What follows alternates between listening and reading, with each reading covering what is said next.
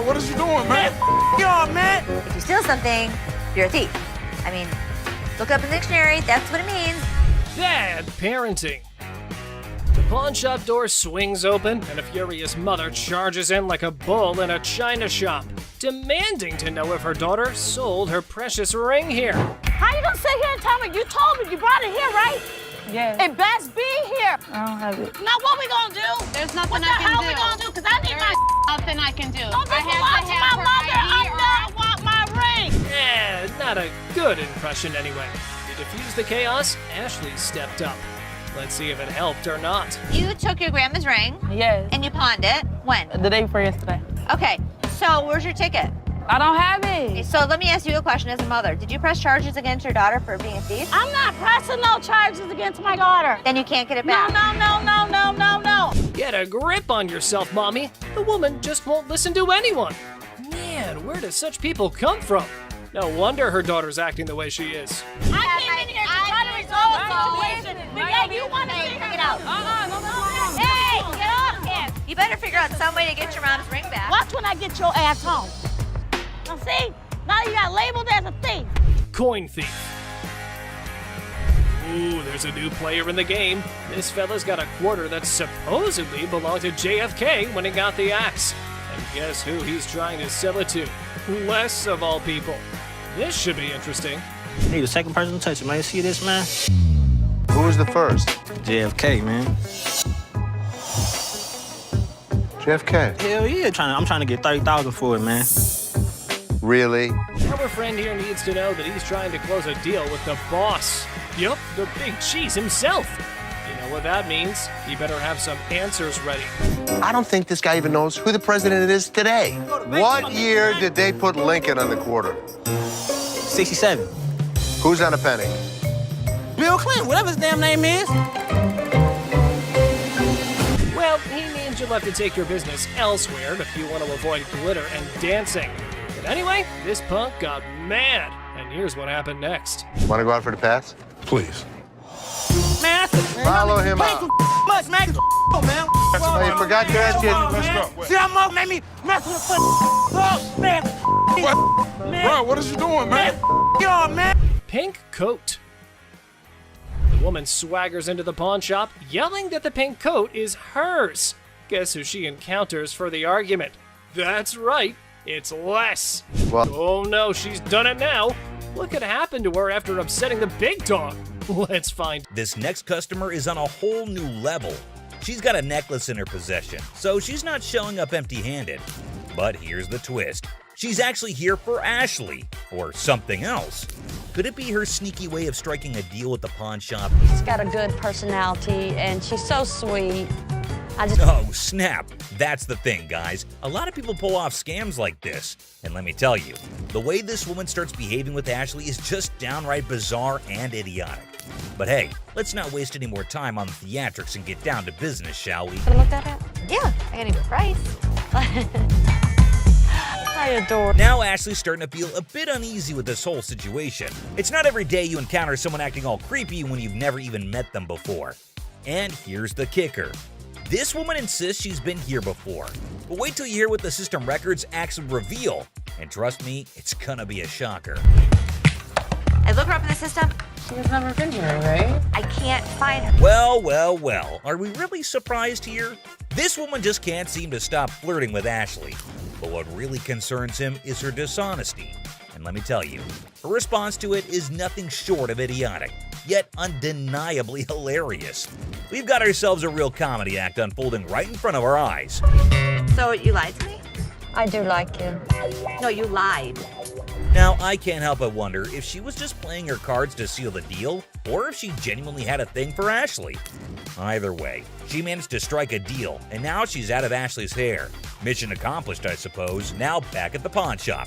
And this time, we have a surprise because we've got a whole cast of characters in here today. Check out this lady starting off all cheerful and friendly, saying hi to the folks at the front desk.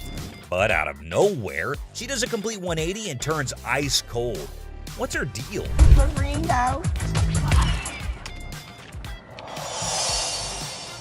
You lost this ring. This lady is all like, I totally came by here last month, I swear. But guess what? The computer ain't lying, my friends. The receptionist straight up told her that her precious ring is nowhere to be found. And you know what? It's on her. If she really cared about that ring, she should have shown up way sooner to claim it, but she didn't, so tough luck, I guess. You didn't bring it last month. You brought it 4 months ago. Now this lady is totally losing her marbles, you know? I mean, it's kinda dumb if you ask me. She should have just remembered where she left her stuff, but no. Instead, she's going off like some chatty old grandma, non-stop yapping about it. Give me my motherfucking ring and let me see a manager in this bitch. I'll get you a manager in this bit. Oh boy, we've got a real character on our hands here. This lady just won't accept any responsibility, I tell ya. Hey lady, newsflash. It's your job to remember, not his. This is where she's really taking the cake and acting like a complete idiot. And get this, she starts pointing fingers at poor Les, blaming him for this whole mix-up. You got me up. Well, no, you got yourself No, up. you got Can you believe it? I mean, come on, lady. It's clearly your fault, not his. Thank goodness for that bodyguard who swiftly stepped in and removed her from the scene. I gotta say, it's giving me secondhand embarrassment. Just look at the unending drama. Sorry that your grandma's ring exceeded its time limit. You made the mistake and did. But what we've got next will blow your mind. So it's just another day dealing with annoyed customers. This lady was supposedly waiting for 2 hours, or so she said. But man, isn't she a little too aggressive? Oh, you gonna ignore me. Can I get some help? Now Ashley jumps in to handle the situation, but this lady won't even let Ashley speak for a single minute. Such a big mouth. You need some better help up in here. I've been standing here going on almost 2 hours. This lady just won't quit shouting, and to be honest, Ashley is so done with it. But you won't believe what this customer does next. It's seriously shocking. Because He told me. Excuse me. Seriously, what kind of lady does that? I get that she's mad, but why resort to getting physical when the manager is talking calmly too? Wait, this customer walks in claiming she's here to get back the stuff she pawned off. But guess what? Buy. Not pawn. They were buy. Turns out she didn't pawn anything. She straight up sold it off. Man, this lady is clueless. She doesn't have her ticket and she expects someone to help her out? Seth tries to intervene, but it's pointless because this woman just can't grasp the fact that without the ticket, there's nothing anyone can do. If you bring me the ticket, I'll be more than happy to take care of it for you. I need my. Show me the ticket. I don't have my ticket. Now she's all paranoid, thinking people are trying to deceive her, and she's planning to take matters into her own hands. Uh-oh, that can't end well. At this point, it's best to just walk away, lady. Phone call. A little phone I'll call? be up here to handle y'all Who are you having? This lady is refusing to leave until her brother shows up to give the pawn shop owners a beating. How messed up is that? Seriously, this woman needs to just shut up. Better be ready. For what? Because my Better brother's be gonna ready come up here and to hand do me what? away. And there you have it, ladies and gentlemen. These were just a few of the characters who made it onto our Idiot of the Day list. What do you make of all this madness? We want to hear from you. Fiasco as a man discovers a one-of-a-kind table, only to have their excitement interrupted by another customer demanding that they vacate the throne.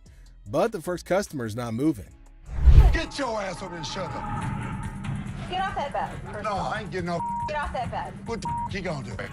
Who do you Come think here, you sexy. are to talk to me like Girl, that? if you let me, I'll be slapping that ass. You're talking to, mother. Back up. Back up, man. Really? We don't think so? You don't think so? Tension skyrocket amidst the customer's verbal barrage, but fear not, for Ashley steps in, serving sass and shutting down the disrespectful discourse. Honestly, with Ashley, who needs a savior in sparkling armor? Here's the way it's gonna roll. You don't disrespect my daughter in my store. Get the out of here. If this guy ever shows his face in this store again, we're gonna kick his ass. Gonna get your hands off. Really? Really or what? We go back, disrespecting my daughter like that? Ultimately, Les has to step in and settle the score by enforcing the rule and ejecting the unruly patron. With one stern glance, Les sends the troublemaker packing, restoring peace and reminding everybody that disrespect isn't welcome in his kingdom. The scene kicks off with Grandma storming into the pawn shop, demanding her money back for a purse that she claims is fake. Now she's not holding back, loudly insisting on a refund while the audience can't help but applaud her fiery entrance. You don't want to mess with a grandma on a mission, so she demands to restore her sense of humor before anything else happens. She insists on getting her money back, saying that the purse she purchased was just as phony as a $3 bill. don't need a Ma'am, second. do you have the receipt? I didn't give you a second when I gave you my money. Ma'am, I'm trying not to really. You took my money and I won't. Show me the receipt. I don't have a receipt. You sold me this purse. Baloney. So when did you buy it? I bought it a week ago. Les tries to maintain his cool amidst Grandma's escalating tantrum. Now he asks for the receipt, but Grandma didn't expect that curveball. Now she intensifies her demand for a refund, saying she isn't playing games with her hard-earned money, even without a receipt in hand. Now, Les's justifications aren't going to hold water with her. She wants her money, and she wants it now. From me. From you. This is tarnished. You know what that stands for? What does that stand? I want my money. There will be. Don't put your hands on me. No smoking. Ma'am, there will be no smoking in the store. No smoking. Smoking in the store. I got to call my Put your cigarette I'm out, not miss. putting my Miss, cigarette put out. your cigarette out. Get your hands off me. Put your cigarette out, miss. Miss, come here. Get your hands off me. Cigarette out. I'm not. Just when you think the situation can't get any more ridiculous, Grandma takes out her cigarette and lights up in the store. Les, however, ain't having any of that and warns her right away that smoking isn't permitted anywhere, especially in his store. Grandma, however, is in no mood to follow the rules, leading to a showdown where Les tries to put out her cigarette while she vehemently refuses. Smoking in the store. I got to call my Put your nurse. cigarette I'm out, not miss. putting my Miss, cigarette put out. your cigarette out. Get your hands off me. Put your cigarette out, miss. Miss, come here. Put Get your hands off me. cigarette out. I'm not. I'm bending over backwards to appease this granny. Oh, I'm dear. trying to be professional Give and me I'm my trying to money. give you courtesy. Give me my money. That's all I want is my money. As the literal smoke clears, Grandma's still not backing down. She demands her money with a threat of legal action, insisting that she'll see Les in court. Les, exasperated, finally agrees to give her the refund just to get her out of his hair. But even as he tries to make things right, Grandma ain't done. She wants a card because she's ready to sue his butt. And with that threat hanging in the air, she finally storms out, leaving Les bewildered and relieved. All I want is my money. Give me a card, because I'm going to sue your ass. Okay, I'll see you in court. Goodbye. Get your hands off me. Yeah, right. All right. Stupid ass mother. Go ahead. Whatever. He does not remind me of my grandmother. And just when Les thinks the ordeal's over, Grandma turns back with one final threat. She's gonna bust his window. Now Les tries to reason with her, but Grandma's not having it. She's ready to throw down. But Les, with a mix of frustration and amusement, challenges her to try. As she storms out for the last time, Les can't help but reflect on how she's nothing like his own grandma, leaving the audience in stitches at the absurdity of it all. And that's it for today. Thanks for being a part of the Hardcore Pawn adventure with us. We hope you like the drama and surprises. And make sure you stay tuned for more pawn shop stories. See you next time. Laugh and cringe as a shouting woman causes trouble in the pawn shop, making Seth and Les really mad. Then a guard shows up and there's a surprising twist outside. Okay, I went to get my purse back to make my payment. She's telling me this is expired. That's my purse right there. That one right there, the black one. A meticulous lady strides in armed with confidence and a fake receipt, proclaiming ownership of a purse. Little does she know that Ashley is the store's memory bank, fully aware of every item in its rightful place. The girl, in her eagerness, attempts to vault over the counter, unaware that Ashley, the guardian of scams, is on duty. It's my purse right there. How do you know that's your purse? Because I know my purse. Here's the money. I want the purse. That bag was never in pawn. If you want to buy it, I just want to look at it and make sure it's not mine. Undeterred by gravity and common sense, the girl persists in her charade. However, Ashley stands firm, recognizing the futility of the scam and the level of wrongness involved. It's like trying to sneak a peek at the answer key when the teacher is watching. Yeah, that's not happening. First of all, don't talk to me like I'm an idiot. Give me my purse or I'm going to come over that counter and get it myself. Oh my God. Get your hands off me. Have a nice day. Let's go. Walk yourself out, yo. You. With a swift resolution to this failed escapade, the girl finds herself unceremoniously escorted out of the store. Lesson learned: Ashley's scam radar is always on, and jumping over counters won't get you far in this pawn-filled drama. Enter the Family Feud. Ashley drops the bomb on her brother Seth, calling him a hypocrite. But why? Well, he casually throws around $880 for a painting, while Ashley, according to her, can't even snag a deal for $30. Sibling dynamics at their finest. And as Ashley confronts Seth about the apparent double standards, she probes into the intricacies of spending $880. Questioning how bad it could be. Seth, in classic sibling fashion, argues that his purchases are all about resale value, a concept he conveniently forgets when it comes to I am not going to forget the situation anytime soon. Seth better watch his back. Things heat up as Ashley demands an apology. Seth takes a nosedive into being the ultimate a-hole, apologizing for an $880 buy. Oh no. Instead, he hits her with a sorry not sorry for her supposed attitude, topping it off with a charming label. Well, let's just say that it rhymes with witch. Sibling rivalry reaches a whole new level on this show. Les is hit with some unexpected news. A few guys claim that they've been pawned by a girl from the staff. Les, ever the detective, approaches the situation with a mix of suspicion and humor, wondering aloud if he's either unintentionally swindling customers or if bizarre customers have taken up and the plot thickens as two disheveled DJs step into the scene, laptops held hostage. The atmosphere turns somber as the weight of the situation sinks in. It's a strange occurrence that has everyone wearing expressions of confusion and concern. Les, with his seasoned cool, casually queries about the laptop's ownership, revealing they're registered under the mysterious girl's name. The tension rises, but Les doesn't crack under pressure. Maturely handling the situation, he asserts that he needs the lowdown to work his magic and get those laptops back where they belong. It's a pawn shop mystery, and Les is the detective determined to unravel the peculiar case of laptops and loyalty. Tame a woman at the counter. Let's see what she's gonna come up with. Is she asking for free money?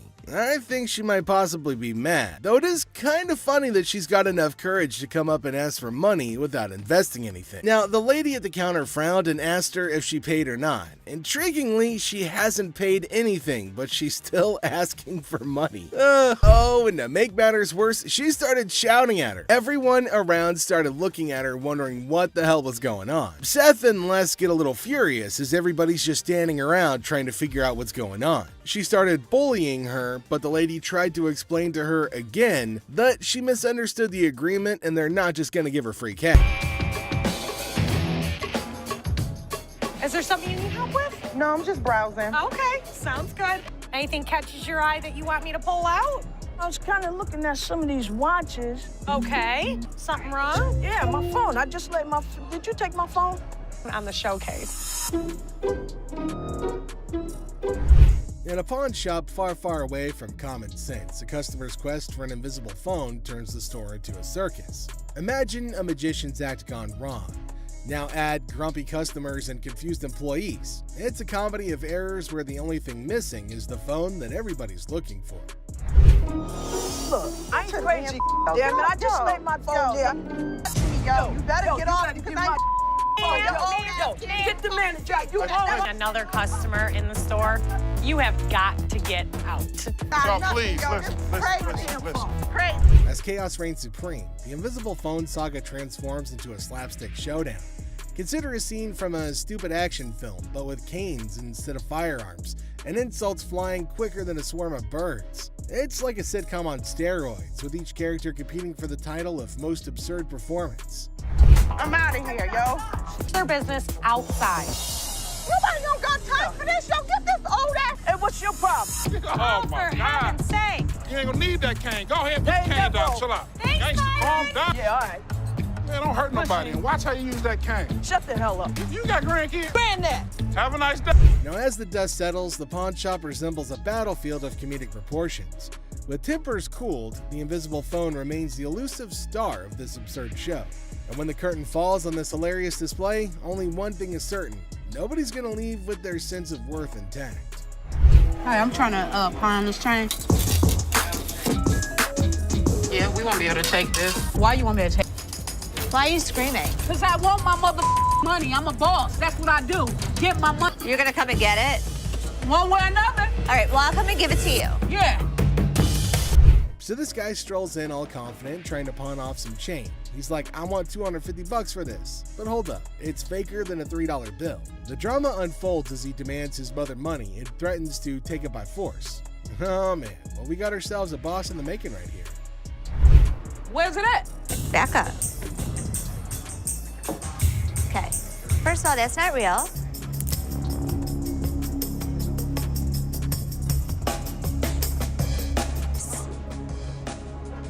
What? Do you want me to let you pawn your watch for $250? Here comes round two. The guy's still clinging onto that delusion, insisting that it's real bling. However, they're not having any of it, threatening to remove him if he doesn't turn down the volume. But at least he's willing to compromise. Now, will he finally accept reality, or is he going to keep shouting his way to nowhere? I'll take the $250. Wow. Changing a tone now. Yeah. Want to follow me this way? Thanks for helping me. Well, take a look at that. The guy finally got a soft spot and finally ready to see reason. $250? Yeah, sure. Talk about a change of tune. And with that, he's off to his next journey. So the guy's on a mission, but Ashley's playing hardball. No ticket, no Xbox, she says. But our hero ain't having it. He's all like, just give me my stuff. Like, bro, do you even have a receipt? And then he tries some Jedi mind trick about grabbing one for free. Nice try, buddy, but this ain't a buy one, get one free sale. The guy finally bolts, and Ashley's left scratching her head wondering what the heck just happened. Never a dull moment in the pawn shop. Hi, how are you? Got a little bit of a problem. Can't imagine why. My kids were playing around last night, broke my teeth. Now I have no teeth. They broke all your teeth? I had dentures. So they How'd were they playing. bring them? They flushed them down the toilet. And you want how much? About $300. $300. So I'm not gonna be able to give you $300. Two? No. See, the issue is it has to be a certain amount of weight. A woman with a smile like a jack-o'-lantern enters, claiming that her mischievous children flushed her dentures down the porcelain plunge. Now she offers a promise ring as collateral, hoping for $300 to buy replacements. Ashley politely informs her that it's more like a $10 promise, triggering a meltdown worthy of a Shakespearean tragedy. For me to pay you for the silver. Right, I understand it ain't worth all that, so what can you give me? $10 to buy it. No, I need more than $10. See, I have no teeth. Right, I go so to work I'm not tomorrow. paying you for your teeth. Okay, well, what the can you do then? The woman launches into a guilt trip that would make even Mother Teresa flinch. Now, Ashley stands firm, offering a measly $10 just to get rid of the verbal hurricane. But oh no, our toothless typhoon isn't satisfied. She throws insults like confetti, calling Ashley names that would make a sailor blush. Takes one to know one, doesn't it? Talk a lot of smart. Bitch, I do, and so do you. Keep walking. Now what? I'm here. Now what? I'm here. Keep walking. Bitch, my car's this way. Lucky Ashley didn't knock the teeth out your mouth. Ashley, pushed to her limit, unleashes her inner dragon. The woman, finally defeated, slinks away, muttering threats. Ashley, victorious but slightly singed, sighs. One down, a million more to go. In Battle Royale. Now the woman wants $165, but Ashley's all like, I'll give you $150, and it's a standoff. Then, boom, attitude explosion. The woman, talk about a grand finale, folks. The woman's on her way out, but not without some parting shots. Now she's throwing shade like it's confetti, calling everyone out like it's a reality TV showdown. But in the end, it's all smiles for Ashley and her crew as they bid adieu to the drama and welcome the next wacky adventure in the pawn shop saga. In the end, Robert storms out, swearing never to return like some kind of reality TV deep. American Jerry. Oh, hell no. You should have Well, somebody gonna pay for it, like I said. I'm not paying for Bitch, you might as well get off the phone because somebody about to pay for my Hey, you. A lady comes in armed with her TV and a vast vocabulary. The Golds might not like the latter, though. When I came to the door, How did she break her TV? because I told her to hold the door and I dropped it and it cracked. See? It's cracked. Okay, so what do you want me to do about it? I don't know. Is you the manager? Yeah, so maybe You you the want to... manager, but you ain't act. I don't know what this lady was all about, but how dare you come in my store and make a huge scene? Don't touch me. What is you gonna do? Bitch, you gonna touch me. Don't act stupid. The ladies might come to blows, and Ashley steps in to keep that from happening. Who is the type that will get smacked? Really? Really? Try it. Y'all got me up. You have Go get 1 my minute TV. to get your out of her phone. Bitch. Ratchet ass. Don't trip. What's up, bitch, and fix your makeup. Don't trip. Bitches, you go. Whoa. Hit yourself in the head. Yeah, this what I would have did to you if you would have came close. I did. The woman does not like being evicted and transfers her anger to Ashley, but she isn't the first sassy customer the staff's gonna handle.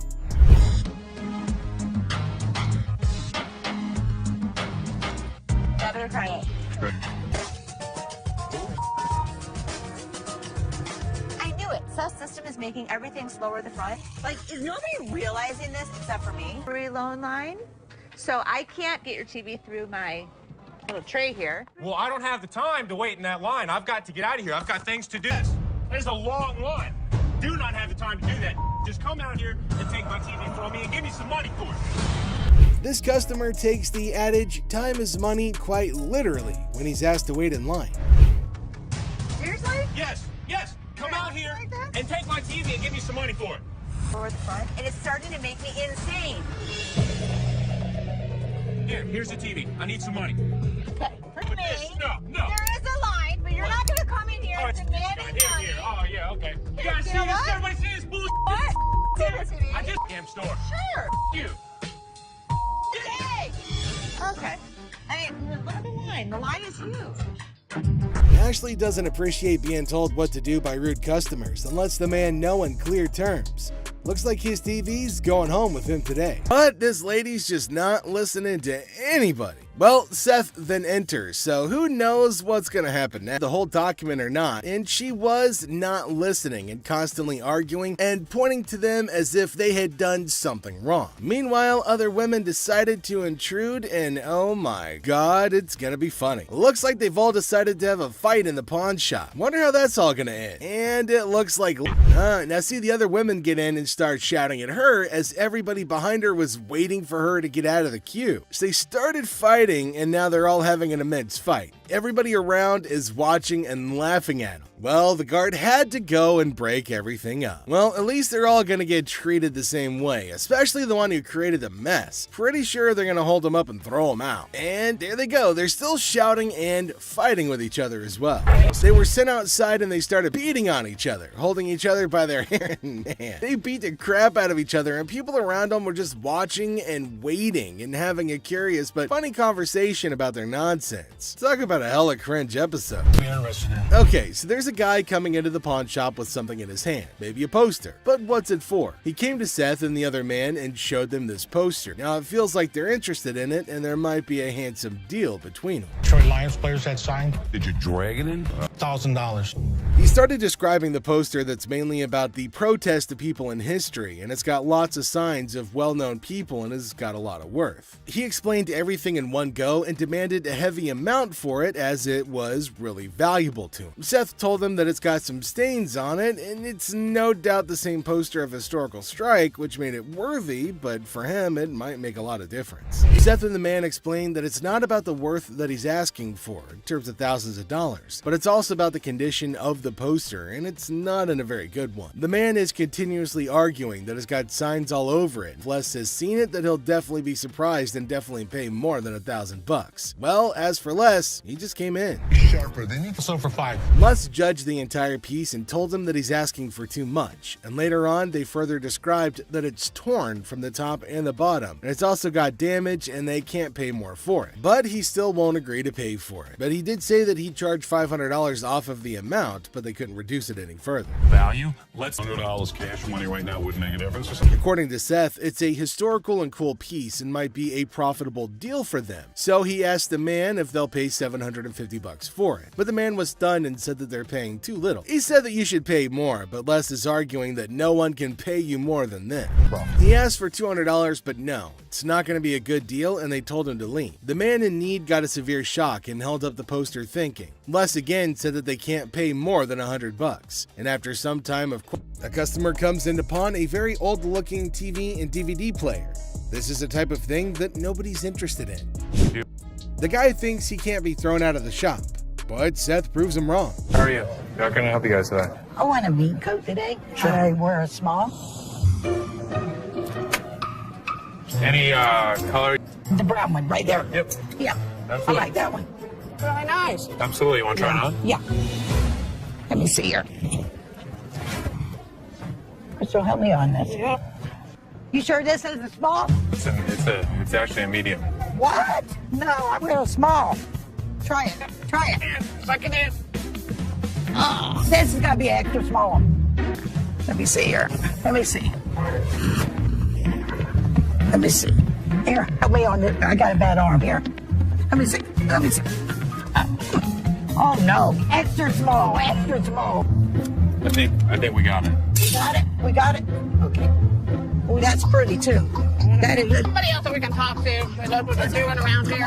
I know what I'm doing here. You're telling me you're small because it's a small coat. I wear a small. I wear a damn. A woman wants to buy a coat, but she obviously doesn't know what size she wears. Here, try this one. This is the one. Okay, let me try it. Try it on. Yep. I didn't try anything. Way too big for her. He tried me. Have a nice day, ladies. But I want a jacket, Crystal. What are you gonna do? Escort you to your car, make sure you get No. I'm tired of this. I am not going nowhere. Oh, no. I ain't never coming back. Bye, Crystal. Have a nice day. Seth plays a little joke on the angry Karen and her friend just before he sends them out of the pawn shop. I need to get my stuff, my 2 TVs. I need your ID or the ticket. My what? ID or your ticket. I don't have no ticket or no ID. My stuff was stolen in Hey, was there an issue? My boyfriend found my TV. So he stole it from you? Yeah. So did you make a police report? I feel terrible for her, but I can't help her without her ticket. Look, I just want my You don't pound on my window! You can! Yes, I can! You can! Pound on my window! Really? Hold on. Pound on you, baby! Get out of here! I get my no. Now. I'm not leaving out here till I get my Ashley has a heated confrontation with the Karen that couldn't have her way. I'm not leaving out of here! I get my no. I'm not leaving out here till I get my I'm not scared to leave! Bye! I ain't scared to leave! Okay. Bye! See ya! No, Mama, calm down. See ya!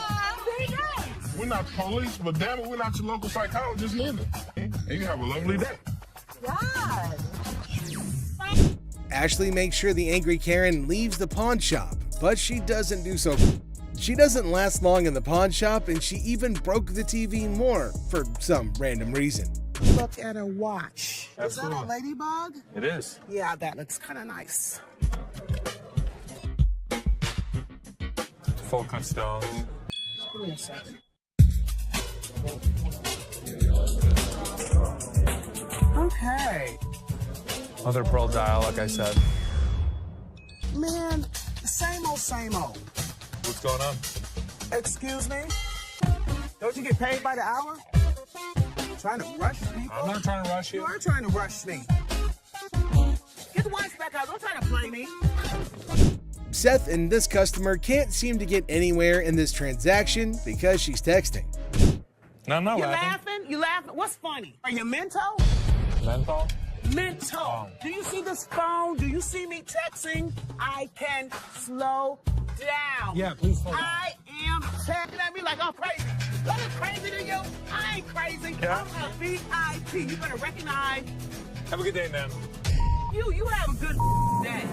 Byron? Who owns It's time this for me to place? go. I'm trying to buy a watch. Don't be pushing me up in a flop. Please. Pay attention. Because I ain't got time for you. You know what? She got outside like a damn transformer. Wig flew off. She showed a darn king starter kit. It was terrible. Don't forget about your wig.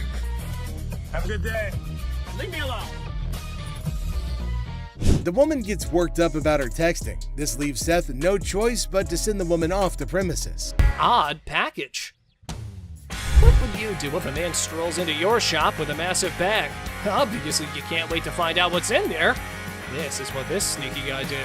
Man, this is my bag. Okay. What's in it? Tell me what that means, because maybe I don't understand what you're talking about.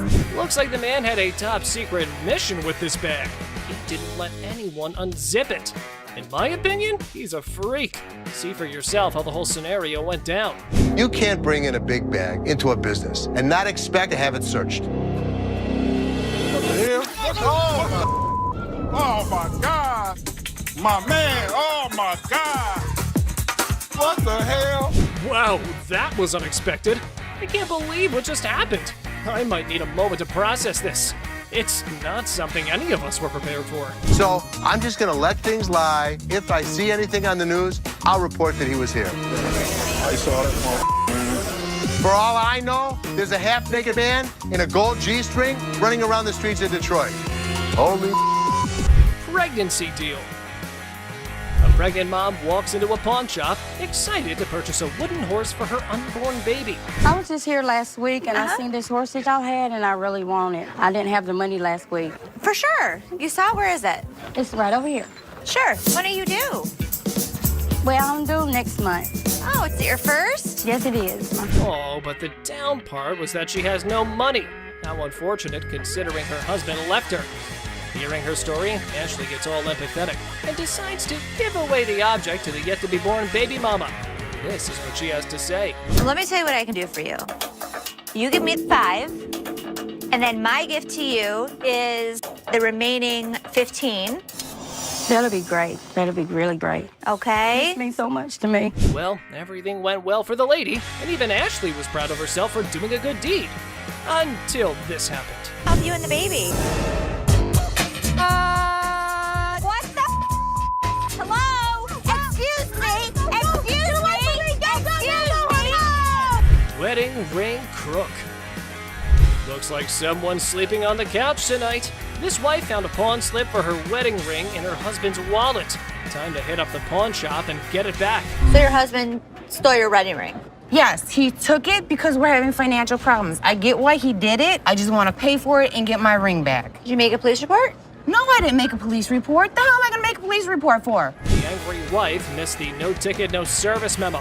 Ashley can only work with what she's got, lady. Don't shoot the messenger. Let me explain to you how this works. First of all, I don't just look up somebody's name and give you their information. I didn't ask you to give me the information. I asked you to look it up. How hard is that? You look it up in the computer, you take it, I pay for it, we leave. It's not that hard. Okay, I know it's not funny, but Ashley's solution was hilarious. Here's how she managed the situation. Nobody saw it coming. It isn't that hard. Take your pretty little feet, walk your pretty little legs out of here. You are not. Just go back there and give me my How hard is that? You can't just go back there and type in a name? It's time to go. The only person you should be threatening is your husband. Invisible friend. A guy trying to pawn a fake bracelet walks into a store with his imaginary friend. However, Les was skeptical until the friend started haggling for a better price. My partner right here, Robert, we want to pawn this. You're who? My partner, Robert, right here. Here's a person talking to an invisible friend, but I didn't see him. Well, well, well. Robert, the imaginary friend, needs a reality check. Maybe this dude should stick to playing pretend more believably. After all, the pawnbroker here is no fool. Robert, tell him, Robert, tell him. This is worth $200. It was a stainless steel bracelet that we don't sell here for $10. There was no way he was gonna get anything. However, his get-rich-quick scheme wasn't so quick after all. The customer's face fell faster than a lead balloon. This is how we reacted to the situation. And he talking about he can't give me nothing for this. What the is that? You know, come on, let's go to the outside. I gotta look at it a little bit more better. All right. I ain't leaving. I'm not leaving, man, until I get some money. I'm not leaving, man. That man, let me. With the devil. Here's a spooky one. This might not be your regular Tuesday, because this time, the devil isn't at the crossroads, but at the pawn shop trying to sell his gold for cash. How old are you? 2,500 years old. Great. I finally got to meet somebody that's older than my dad. So how can I help you today? I want to get rid of this gold. I don't want gold. I want money. I think he's crazy. But interesting fact, people, this time around, you don't have to give your soul in return, but some cash, and the devil's good to go. Here's what happened next. This guy might take the cake for the weirdest guy that has ever walked through the store. How much you want? Tell me what you give me. I could have gotten $650 for this stuff. Can't do it. Maybe $650. Les hasn't ever made a deal with the devil, but this time around, he's willing to crack this one, being ready to outwit even the Mark Trickster. You want 610? I'll take $650. I can't give it to you.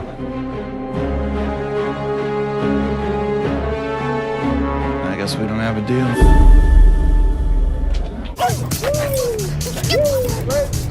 Watch your punk ass up, but you ain't getting my motherfucking car. You said, I got my laptop home. I ain't leaving this bitch till you give me my money. I need my mother Time to go. No.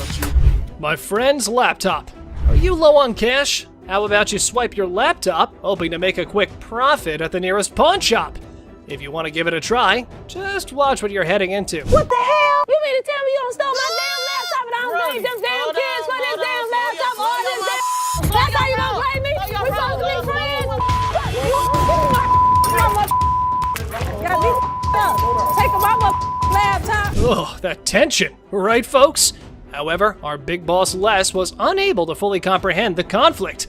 And he couldn't care less. These people were just up to making a fool of themselves. I think that these women were fighting over laptops. Watch your punk ass home, bitch!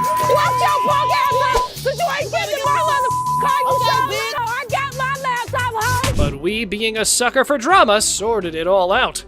Apparently, somebody's valued belongings were stolen by their BFF.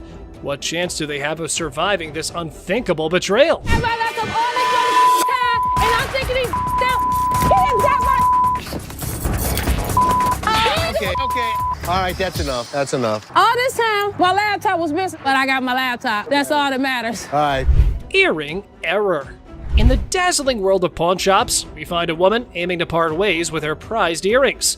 But only if things were that simple, then there wouldn't be a whole show made out of it. I'm here to pawn these earrings. Okay. Trying to get $350 for them. Why do you need the money? It's none of your business why I need the money. Pawn my mother jewelry. We all know that our big boss here has quite a keen eye for the merchandise he deals with. And warning, you better watch out if you try to sell him a knockoff. These are real. They are real earrings. They're just not real diamonds. They are. No, they're yes, not. they are real. How the you gonna tell me just by looking at my that they not real? They're not real. As things were getting hot, the woman kept getting non-negotiable. That definitely makes a reality TV treat. Keep it coming, girls. Ladies that act like ladies are treated like ladies. No, it don't work like I ain't leaving this bitch till you give me my money. I need my mother. Time to go. Stubborn guy. Our Mr. Clumsy here managed to turn his girlfriend's car all wrecked up. Now, he's off to pawn his genius-level ideas to fix the car and his relationship. I need to pay my court fees. I got a DUI, crashed my car. Well, her car. I took her car with a couple friends. You just need to get as much as you can. It's not your damn business. I'm here for you. All full of himself, he went all gangsta mode on Seth, trying to get money for 2 of his rings. Did it work? Nope. However, things were about to get more annoying. What's the highest you'd go? $900. That's ridiculous. Tell him what it is. No, don't tell me what to do. Stop talking. Stand behind me. What's the problem? Tell her to stand behind me. This is men talking right now. Our boy's respect for his girlfriend shines through as the negotiations heat up. Hold on to your seat, because this encounter was a true lesson in having proper manners. Maybe we should just take the money. That. Stop talking. Just Dude, stop seriously, talking. why are you Just such an stop. ass? No, you need. No, I don't need to. You're in my store. This It is my property. business. This It's not your property. Do I She's her tell own your person. property what to do? Hopefully one day she'll wisen up, move on, and realize that this guy's a complete tool. Mother-daughter feud. Well, ladies and gentlemen, hold on to your liquor bottles for a heartwarming episode of Mother-Daughter Treasure Hunters. They had gathered some priceless junk to fund their world tour. So what you got? I got some really expensive stuff. Show me. Some old liquor bottles. Some old albums. Stamp book. Don't you think he worth something? No. You got a whole lot of nothing going on over there. But wait, Les examines their items and deadpans. Sorry, ladies, it's all junk, no worth. The things took a swift left from there, guys. Told you it wasn't worth nothing. You need to watch your trap because this worth everything to me. It don't matter. They don't want it. This is not junk, okay? So don't you comment on. I told you. So you better not don't. to come here. You better don't go there. Gas. You better don't. You better don't. It's like watching a comedy where emotions run high over little treasures. They both argue fiercely about sentimental items. Talk about teaching your kids some manners. I will kick your ass. I'm your mama. You better don't. How the heck you better don't. No, you get the off my. I thought it was kind of funny watching the mother and daughter argue with each other. Okay. All right, that's enough. It's time to dive into this next customer named Michael, a regular at the pawn store who comes in with all kinds of things. You would hope by now he has realized that it is of no use trying to dupe them into taking his stuff. But here's the thing, folks. That employee was just doing their job. It's a classic case of drama and tension in the workplace. This time, Michael approached Ashley and tells her that he has a mink coat for her. She immediately asked him if he had brought it in before. She was even more confused because it was the middle of summer and he had just brought in a fluffy, thick jacket. And almost all the time, it is useless junk. Michael did not react well to being accused of this, though, because he went off on the employee. The whole shop notices his angry rants, and very quickly the bouncers come to take him away before he causes any more of a ruckus than he already had. And finally, down to the #1 worst customer. This customer was being disrespectful and disgusting at the store, and someone finally put him in place. Whew. You understand that? I got you. Don't with my kid. I'm sorry, man. You don't with my kid. He walks in and notices a table and immediately just announces to no one in particular that somebody needed to come to help him out with it. That's really not a nice way to ask. Jeez. Take a look at how he was behaving. Let me lay on this mother. You see, was this a sex table? So what? He was being very crude, and Ashley notices his presence there very quickly, especially considering how loud he was being.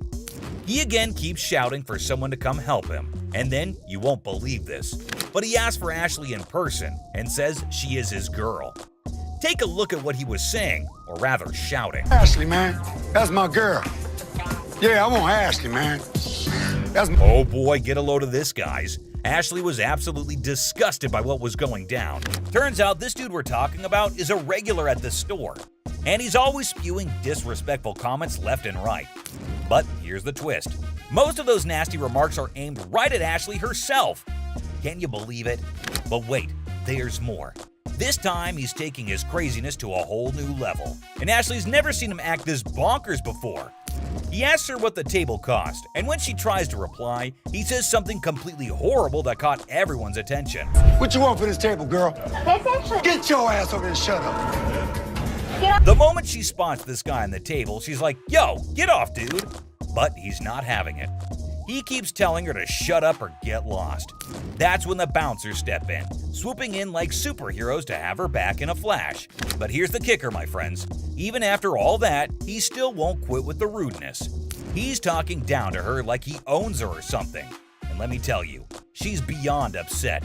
She's furious at the way she's being treated just because she's a woman. Take a look at what he's doing in the store. No. No, you be Josh. quiet. Look, come this way, baby. Who do you think here, you are to talk to me like Girl, that? if you let me, I'll be slapping. Yo, hold up, people. Leslie catches wind of all the chaos and rushes in to see what the heck is going down. And let me tell you, he's in for a major surprise. When he hears just how incredibly rude this guy is being, he straight up loses it. It's time for a full-on showdown. And let me tell you, this customer is in for a world of hurt. I mean, seriously, who would even try to mess with Leslie, especially in his own store? It's about to go down, my friends. Over how Look, I ain't even looking at this mother. Do you think you're talking to, mother? Back up. Back up, man. Leslie has reached his boiling point. He simply couldn't tolerate how this disrespectful dude was treating his own daughter anymore. Enough was enough, and he was ready to put a stop to this nonsense once and for all. Brace yourselves, because things are about to get real intense real fast. Without hesitation, he grabs the guy by the neck and firmly tells him to get the heck out of the store. And let me tell you, it's not gonna end peacefully. And that's a wrap, folks. We hope you enjoyed diving into the world of Hardcore Pawn. If you want more jaw-dropping stories and crazy confrontations, be sure to hit that like and subscribe button. and stay tuned for more epic episodes. Until next time, guys. Welcome back to our channel, guys. No, let's go. Man, let me go. Let me go, man. Let me go. I need my money. What you so mad for? Go ahead. Man, they took my money, man. Today, we've got a wild ride for you on Hardcore Pawn with some idiots. Get ready for a roller coaster of laughs, absurdity, and unexpected turns on this episode of Hardcore Pawn, where the ordinary becomes extraordinary. Man, ridiculous, man. Body slam.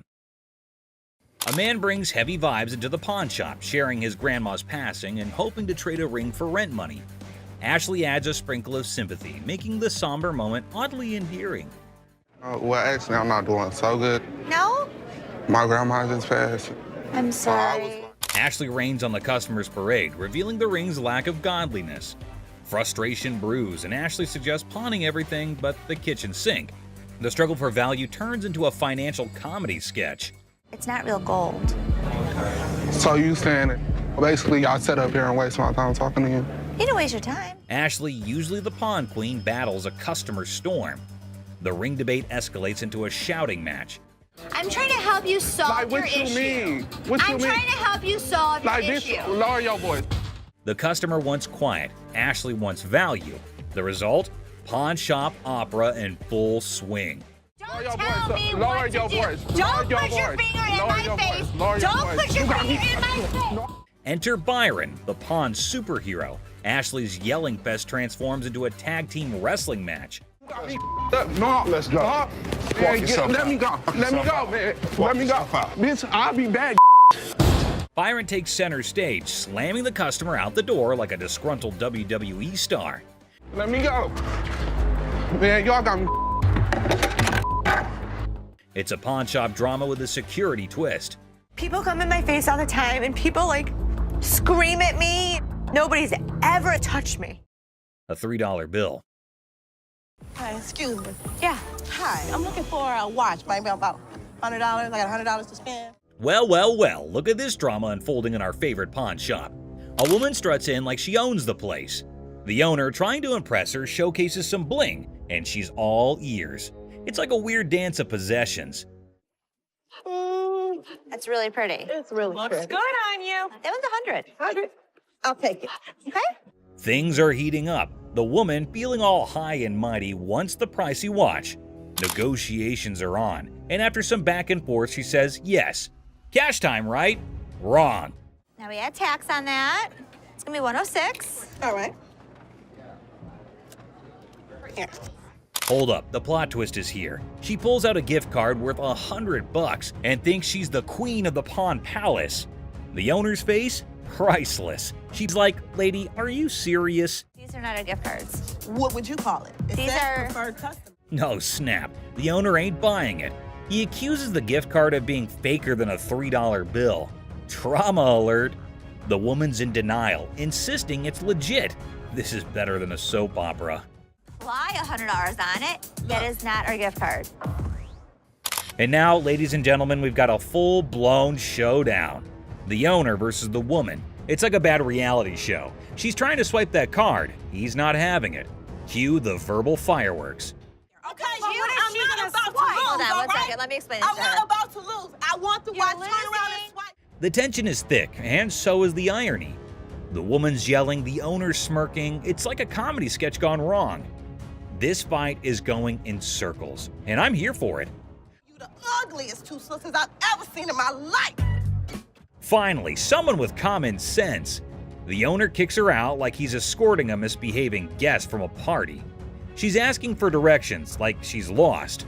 Well, she kind of is, lost in her own questionable choices. No, I'm gonna get my money. Hey, Byron, show her where the money's at. My money. He's gonna show you where the money's at. As she's thrown out, she's hollering about fraud and wanting her money back. Lady, you tried to pull a fast one, and now you're left with nothing but echoes of your failed scam. Better luck next time, or not. Go ahead. Man, they took my money, man. Somebody want $100. Penguin generator guest. Well, folks, here we're witnessing a bizarre episode at the local electrical supply store. A guy waltzed in reassembling a penguin on a skateboard, rocking mismatched socks and a Hawaiian shirt that screams lost bet. The shopkeeper's expression? Priceless, my friends. Generators are simple to use, my man. It doesn't run on electricity or nothing, though, does it? Hold on to your hats. Our penguin skater is on a mission for a generator because his house is in the dark. And get this. You want to generate electricity, yeah, right? That's what a generator does. So all you do, open up the gas can. He needs power for his rare rubber ducks. The shopkeeper, baffled as if an alien just offered him moon rocks, points to the generators. But wait, our penguin is more lost than a fish in a chess game. Round 2 of generator education, anyone? Could I take it to my house and see if it'll work? What? Like, go to my house. We don't allow you to try it out at home. After a reluctant re-explanation, our penguin's eyes light up, as if witnessing a magic trick or realizing he only has $500. It says 900, but I don't have 900. What do you have? I only got like 5. 500? Yeah. Negotiation time, folks. It's like a Shakespearean drama with more dramatic moves than a game of charades at a circus. This is ridiculous, dude. I mean, I'm overpaying for it. I only got 5. You ain't gonna help me? So if you want to buy this, I'd be more than happy to sell it to you. Just when you think a deal is in the works, our penguin suggests a home trial. Will the generator vibe with his living room? Shopkeeper's not having it, thinking he's in a reality TV prank. You want to buy it or not? I want to borrow it at least. Borrow it? What the f work? Give me $700. You can borrow it indefinitely. Cue the chaos. Security guards swoop in, dragging our penguin out like a grumpy rock star exiting the stage. Oh, you want to bet? Excuse me. Have a good day, sir. Hell no. No. Have a good day, sir. No. And there he goes, leaving the bewildered shopkeeper questioning the sanity of humanity. Who knew buying a generator could be this wild? Man, I ain't never come back to this ass store. Promise? Yeah, I promise. You Thank promise? you. Gun desk. Today at the pawn shop, a lady brought in a mysterious desk that moonlights as a gun desk. A desk with a concealed firearm. She's clueless about its value, but is selling it like a quirky antiquity. If danger strikes, just push the button and file your stress away. Where in the world did you get this? I got it in an estate sale. I was just looking for a nice little desk to put a guest book on. Apparently, the lady got this gun desk from an estate sale, thinking it was just a cute desk for a guest book. The seller's reaction? He's seen hidden guns in everything. Swords, canes, cameras, but a gun-disguised desk? It's like 007's DIY project gone wrong. You're really not going to stop anybody if you shoot them in the thigh with a small 22 like that. Well, it's not even a regular 22. It's a 22 short or something it looks like. The pawn shop seller, baffled by the antique gun desk, insists on a buddy inspection to verify its age. The buyer, eager for the coolest desk ever, is like, where's the gun though? Antique furniture shopping needs gun control comedy. This thing is a gun. You press there's the trigger. That falls down, hits the hammer. The bullet flies out this way. The second seller is utterly perplexed by the gun desk, questioning its practicality. He's pondering who would buy a tiny desk with a hidden firearm. Meanwhile, the buyer's probably thinking, well, it's the perfect desk for a high-stakes game of hide-and-seek. The other thing is, I don't know how old this thing is. The seller delves into firearm logistics, explaining the pre-1898 loophole and the concealed weapon twist. Meanwhile, the buyer's probably regretting not majoring in antique desk forensics. Okay, it's one to have a gun, but now you have a concealed weapon because it's a hidden gun. Have you had it apart? Yes. The seller navigates the murky waters of antique gun regulations. The buyer, eager for a legal loophole, contemplates turning the gun desk into a non-threatening relic. Antique buyer drama at its finest. Thanks for bringing it in. Oh, you're welcome. I really wish I could have bought this because the odds of another gun desk coming in here are slim to none. Super Bowl ring. Walked into the pawn shop like a Super Bowl champ flaunting a ring fit for the football gods. The seller's dreaming of a touchdown deal at $22,000. But he's ready to settle for $19,500 because even champions negotiate in the end zone. I'm looking to get anywhere from like $22,000 to $21,000 for the ring, but if $19,500 was to hit it, I'd take it. The seller got the ring from a forgetful wide receiver deal. It's from Super Bowl 39, and despite the shop owner's dislike for the Patriots, he acknowledges their success. An issue with the ring's mark is noted. If this Super Bowl ring is the real McCoy, it's worth tens of thousands of dollars. But a hand-engraved manufacturer's mark just doesn't seem right to me. The pawn shop worker with a quirky habit of hoarding Super Bowl rings scrutinizes the suspect engraving on the Patriots ring. The seller's mid-20s price tag meets skepticism as the shop owner delays, realizing this ring's authenticity quest might need more detective work than expected. I'm gonna have to get somebody in here because it just doesn't look right. I want to do a little bit more research, so we'll get this thing figured out. The seller's nervous about the big bucks, defending the ring's authenticity with player credibility. The pawn shop worker, still skeptical, calls in an expert, and in walks Jeremy, the ring detective, ready for some bling investigation. Now, rings that are given to players are far more valuable than if they're given to a front office staff member or something. The expert, dropping knowledge on the 04 Patriots ring, relishes Eagles' losses. He educates on the ring's bling, emphasizing player rings' value, and highlights the counterfeit struggle.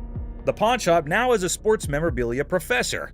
Usually you would see that not only in a different location, but it looks to be actually hand engraved rather than actually out of the machine.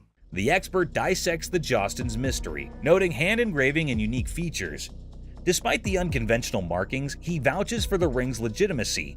The 04 Patriots bling gets a 100% authenticity seal, and the pawn shop rejoices in a victory for sports memorabilia truth. They actually had to have somebody laser engrave each and every ring. So this ring is 100% legit, and it's pretty awesome. Sweet. The appraisal moment arrives, and the expert places the 04 Patriots ring in the high demand category, estimating it between $30,000 to $35,000.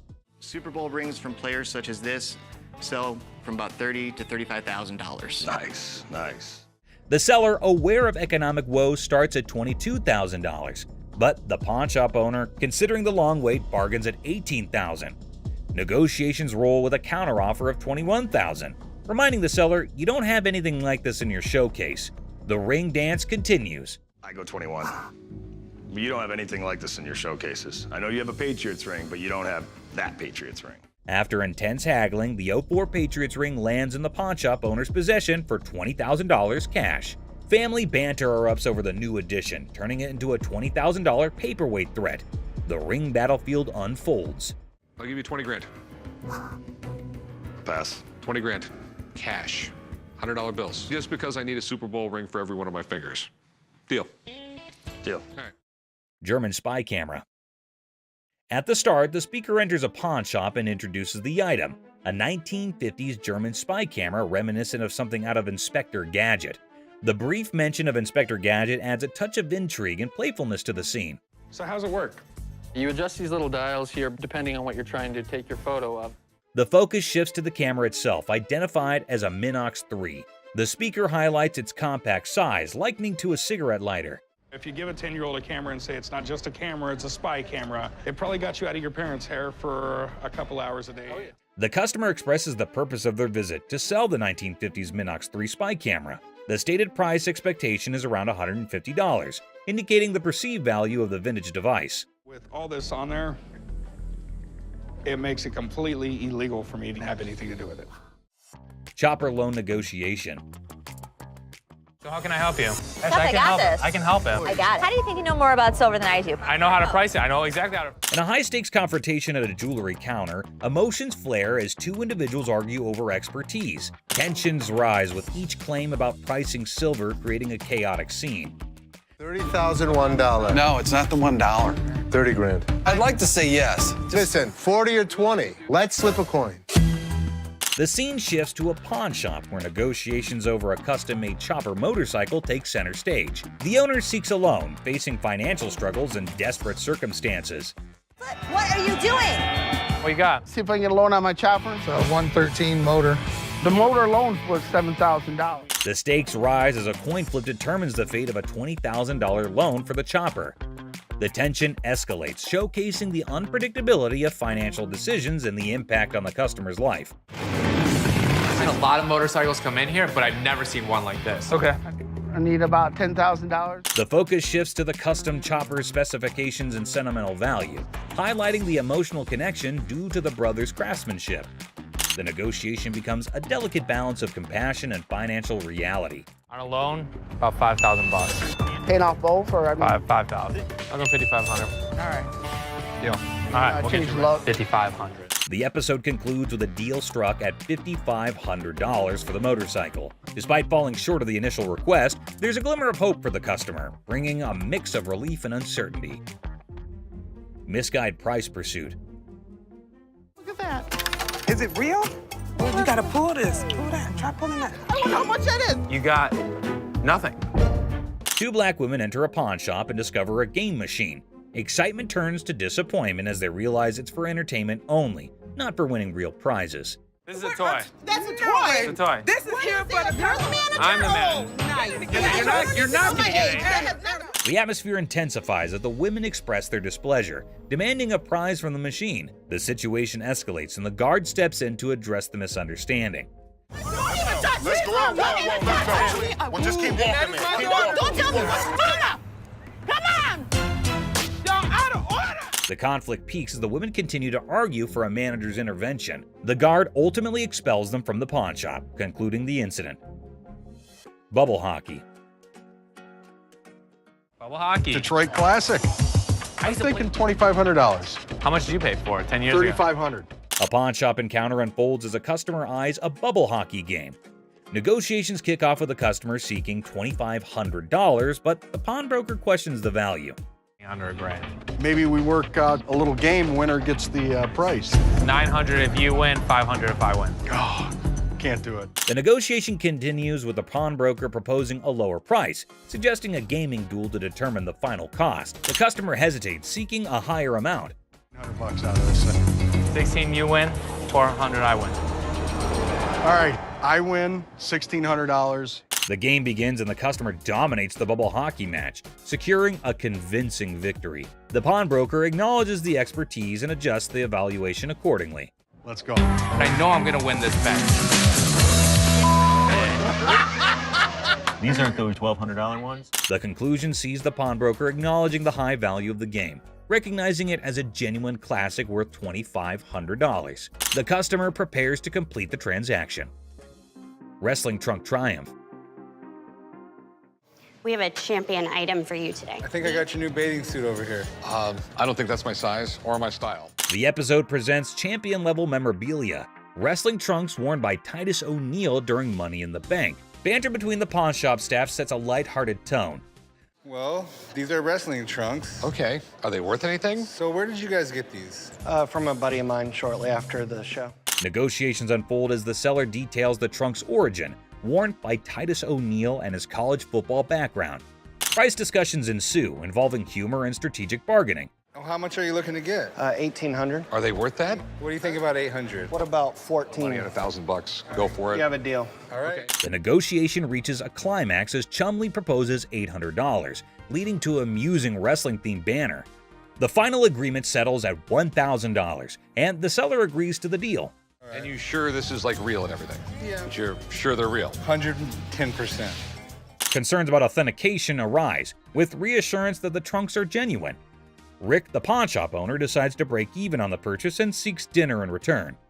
I'm gonna go look at stuff I understand. I thought you might want to put this back in your collection. Absolutely. It was my first WWE Championship match, and I won the Tag Team Championship. Titus O'Neil makes a surprise entrance at the restaurant, sharing the backstory of the trunks and their historical significance. The emotional reunion adds a personal touch to the transaction. We bought them for $1,000, so if you just let me break even and give me dinner, I'm good. Got my little black bag and everything.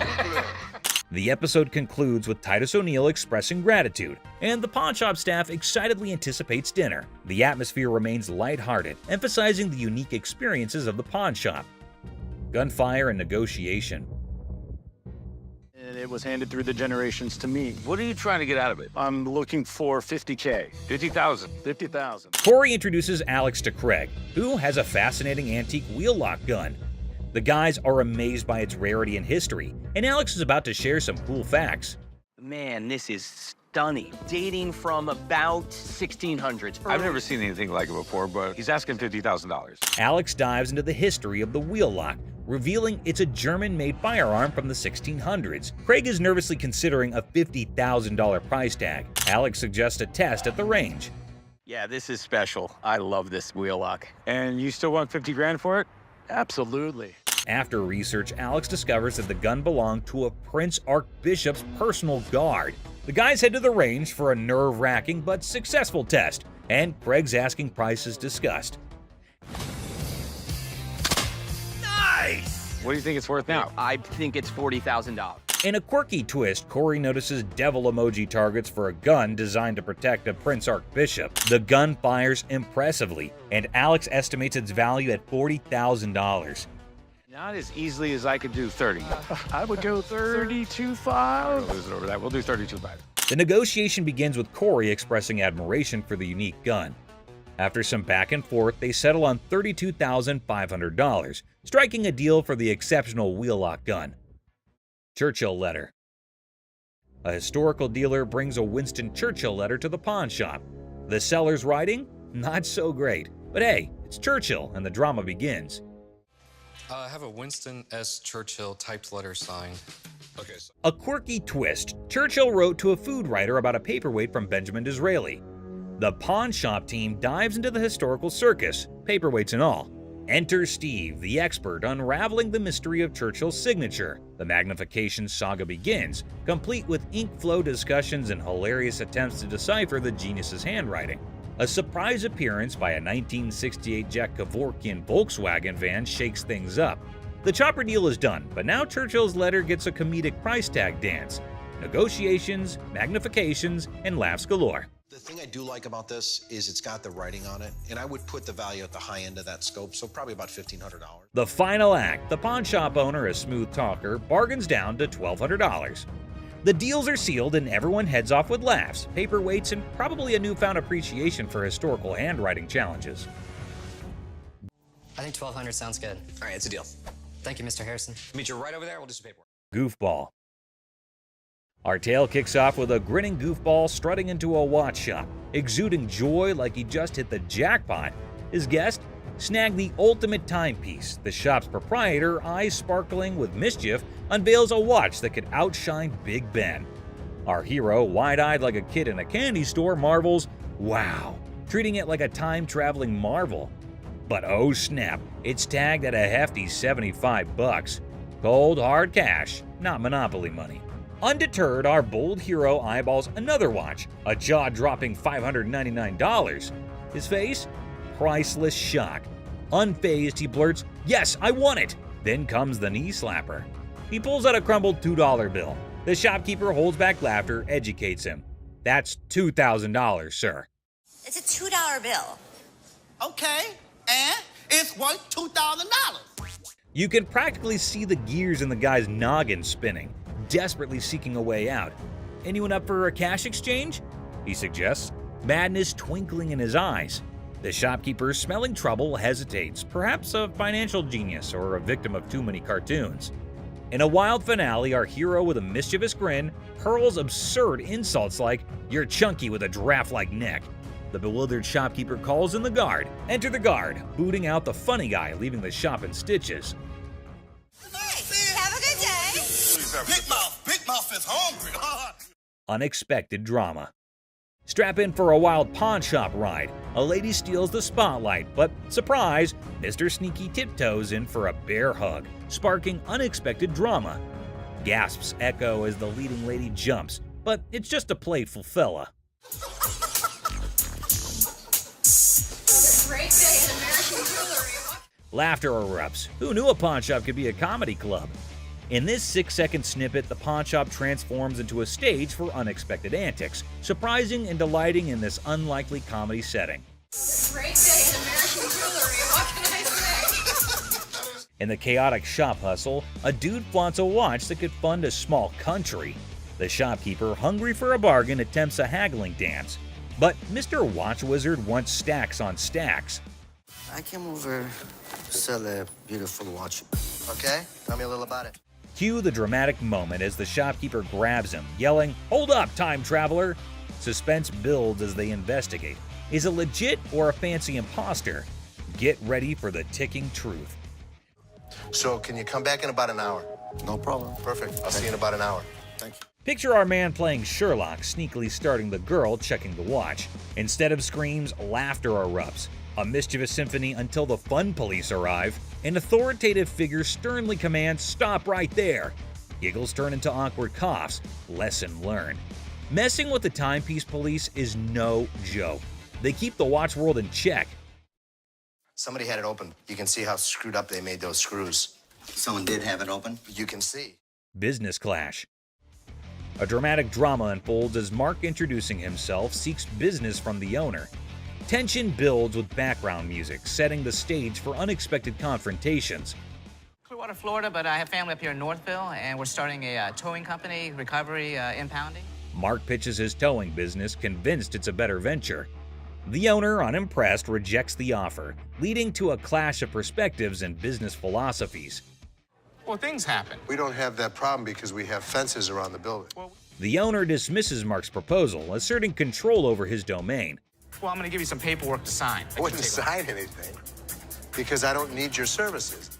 The comedy irony emerges as Mark persists, unaware of the futility of his attempts to sway the determined owner. The owner bluntly shuts down Mark's pitch, labeling it a shakedown. Listen. No, you listen. You are not coming into my business and trying to shake me down. The dialogue becomes increasingly heated, with the owner refusing to entertain the supposed business opportunity. What would you call it? I call it a business opportunity. I'm not interested. Mark's exit is met with firm warnings from the owner. The situation ends humorously with a comment on Mark's nice car, injecting a light note after intense confrontations. I'll be back. If I were you, I wouldn't come back. Whatever. The gym brawl. So watch this hulking bodybuilder guy, all muscles and bravado, strutting into a pawn shop with this wrecked workout thing that looked like it went through a blender. He was like a peacock on protein, thinking he set up a magic muscle worm. The shopkeeper, a guy with a face as serious as a freshly waxed dumbbell, raised an eyebrow at the smashed up widget on the counter. Hey man, I need to talk to somebody about this. This piece of junk I bought in here just a couple days ago don't work now, it's broken. Check out this masterpiece, our bodybuilder buddy declared, pointing dramatically at his broken workout thing. It's so messed up. I swear it's doing reverse squats by itself. The shopkeeper is squinting at the wreckage, deadpan. Reverse squats, huh? Must be the newest gym craze. This thing obviously couldn't handle what I was doing on it, so 2 days later it don't even work, so. But our muscle hero was not giving up. Leaning over the counter, he claimed, "I want my money back." How about you just get my money, and then we won't have any more problems with this, but I need my money back. This thing's more of a comedy show than a workout. The shopkeeper, trying not to crack a smile, said, "Well, it's a one-of-a-kind piece, guaranteed to break the ice at any gym." Or what? Or what? There's gonna be a problem. How about what that? Kind of problem is there gonna be? Oh no, that's like a WWE scene. Our bodybuilder flexed his words and shoved the shopkeeper. "Give me my money or I'll turn you into a cardio machine for a month." And just like that, the pawn shop turned into a wrestling ring. Don't touch. Come on. Come on, man. Let's go. The shopkeeper, unexpectedly nimble, fought back and chaos replaced. It was like two sumo wrestlers battling for the last protein bar. Trying to play hero, two guards materialized out of thin air. They grabbed our bodybuilder and his busted gear, dragging them out. We got you. Bring a few more. All we needed was two. All y'all out. Our muscle dude flailed around, still demanding his refund like a sad, deflated balloon. The pawn shop went back to normal. That's it, my man.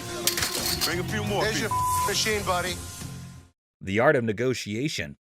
So let's see this guy walking into a pawn shop, allowing him to be the next big art dealer with a painting put away under his arm. He's giving off major, "I'm gonna hit the jackpot" vibes. The shopkeeper, with the sneaky grace of a cat burglar, checks out the painting like it's the Mona Lisa 2.0. Our confident guy also spins this wild tale about how the painting formerly belonged to Napoleon's pet goldfish, or some other crazy story. So what you got? I've got a painting from Peter Max. An original painting? Well, I got into a silent auction. The shopkeeper, poker-faced like a pro, goes, intriguing. You can virtually see dollar signs in his eyes as he dreams of making a fortune. Now comes the big moment. Confident guy bravely says, "I want $3,000 for this masterpiece." Let's see if she can close a deal. Yeah, what is the bottom line? 3,000. No way. The shopkeeper, still all mysterious and cool, smirks and says, "I can do 1,500, or you can hit the road." 1,500 and we got a deal. It's like a Western showdown, but with money instead of guns.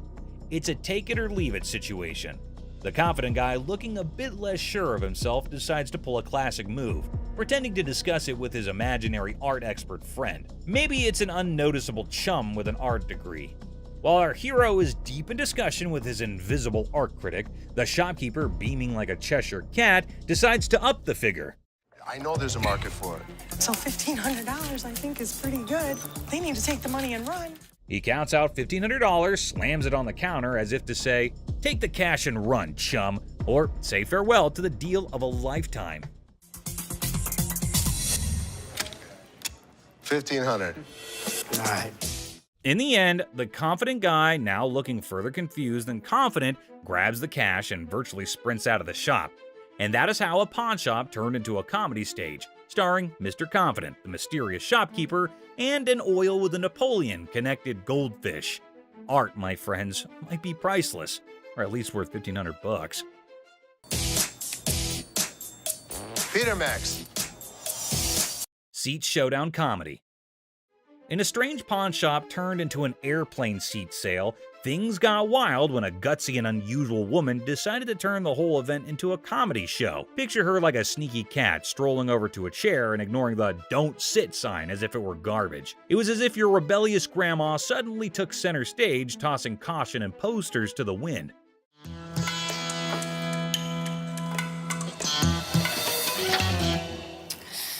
Then in comes the lady running the shop, armed with politeness and a simple request for the lady to give up the seat. Little did she know she was about to get into a funny showdown with our cool and calm customer. The woman, looking super confident and mischievous, said, "Just let me be," treating the chair like her personal throne. Okay, these are for sale. We don't have like a trial and error. Okay, well, I'm not trying to buy them. I'm just trying to try them out. As if that was not funny enough, the secret guards jumped into the blend. The shopkeeper, determined to bring order back, tried nicely to get the bold woman out of her comfy spot. But our fearless main character was not having it, bravely declaring, "You cannot make me move." And what you can do is leave me the alone.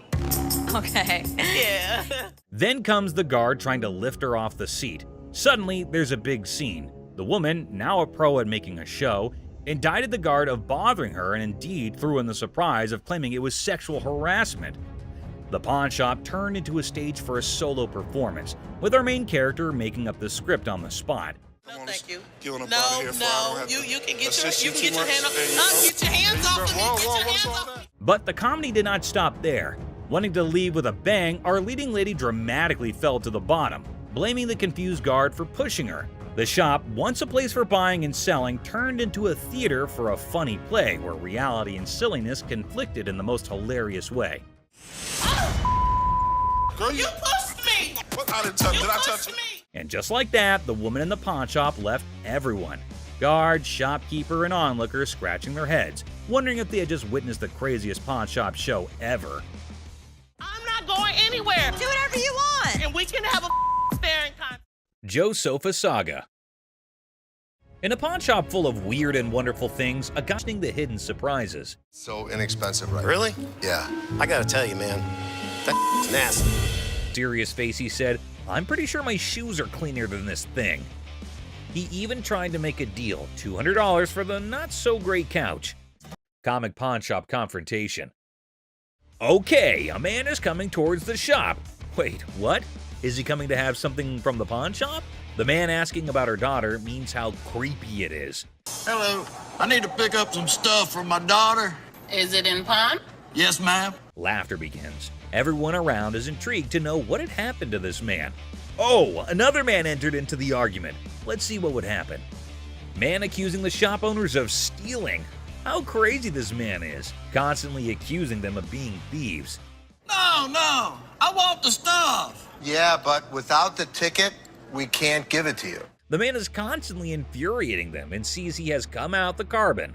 Who knows what will be the end of this nonsense fight? Oh, they're about to have the piercing argument. I'm here. I want the stuff now. And what's he gonna do? The man called the guard to throw him out, but see, the man is not in control. He is constantly arguing and challenging them without knowing the fact of the danger he's really in. Oh God, he's challenging the massive guard. The guard stopped him and said, "Don't touch me," but the man was not understanding. Hey, I ain't scared of him. Is he serious? Calling his death to come earlier. The guard, in his fur, sent the man out. The really funny moment for all because the stupid man and his arguments really put him into account. Hey, you can't get. Hey, I want my stuff. I tell you what, big boy. Hey. Battle for sanity. Well, folks, take a look at the pawn shop's front yard. It's like a bustling highway out there. The crowd has formed a lane longer than my grandma's stories. And guess what? The sanity levels are off the charts. It's like a contest for who can stay the sanest. Now, hold your horses because here comes the geniuses. These folks are more interested in the pawn shop than a cat in a laser light show. No, he's from California. Look at all these idiots. They've gathered like it's the grand opening of the Pawn Shop Olympics. What's the big attraction, you ask? Maybe they're expecting a magic show, or perhaps the pawn shop secretly giving away free wisdom. Or, here's a wild thought, they're gearing up for a full-scale aggression mission against the poor souls inside. Watch out, world, we've got a pawn shop revolution on our hands. Stay tuned and remember in the pawn shop chaos, sanity reigns supreme. Good luck, brave souls. That's not. Clueless heist hijinks. Well, howdy there, folks. We've got a Lone Ranger in the pawn shop, sipping on his secret drink like he's the king of mystery. Little does he know, he's the star of a hidden camera show. Talk about being clueless and camera shy. Hold your horses. Looks like our man might be plotting some grand heist, doing his best Sherlock impression. He's scouting the joint, probably trying to find the perfect spot for his not-so-genius plan. But wait, he's still in the game. What on earth is he searching for in the pawn shop? Maybe lost treasure for his car keys? The suspense is killing me. Oh dear, he's now at the other counter.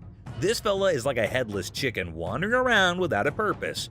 Somebody give him a map or a snack at least. Buckle up, folks. Our wannabe detective just upgraded to a full-blown thief. Watch him waltzing around planning the perfect crime, and bingo! He pulls off a smooth exit, leaving the scene like he just won a game of hide-and-seek. Hold your belly laughs, our genius thief is back on camera, sneakily hiding his loot in his trousers. Smooth moves, my friend, smooth moves. And there he goes, strolling out of the pawn shop like he's won the lottery. Thinks he's the mastermind of the century, leaving behind a trail of stolen goods and a whole lot of laughs. What a character. Antique computers. Have a good day. You wonderful. So much. You too. Two tech-savvy grandpas strut into a pawn shop, seeking a fortune for antique computers. Instead, they're hit with a vintage rejection. Bastards, you can't give me a... When one grandpa clumsily breaks a computer, he pulls a move straight from the sitcom handbook. Accidental comedy at its finest.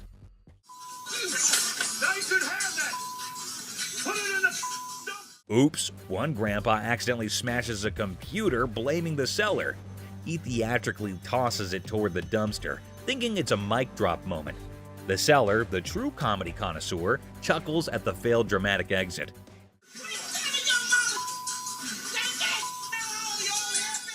Here comes the queen of sass. A lady emerges roasting the old hillbillies and offering them an A-grade exit.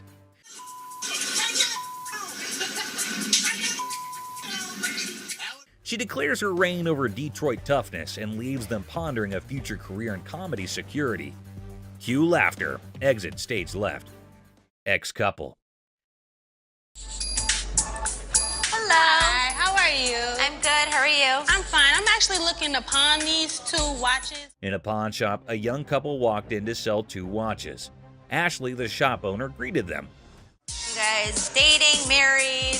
Was engaged, but not anymore. When she asked about their relationship, the boy explained they used to be engaged, but are now exes because both of them cheated on each other. Okay, so you want to sell them, correct? Yes. And how much were you looking for? Despite their turbulent exchange, Ashley inquired about the watch's value. This one I am not interested in because we don't take this brand.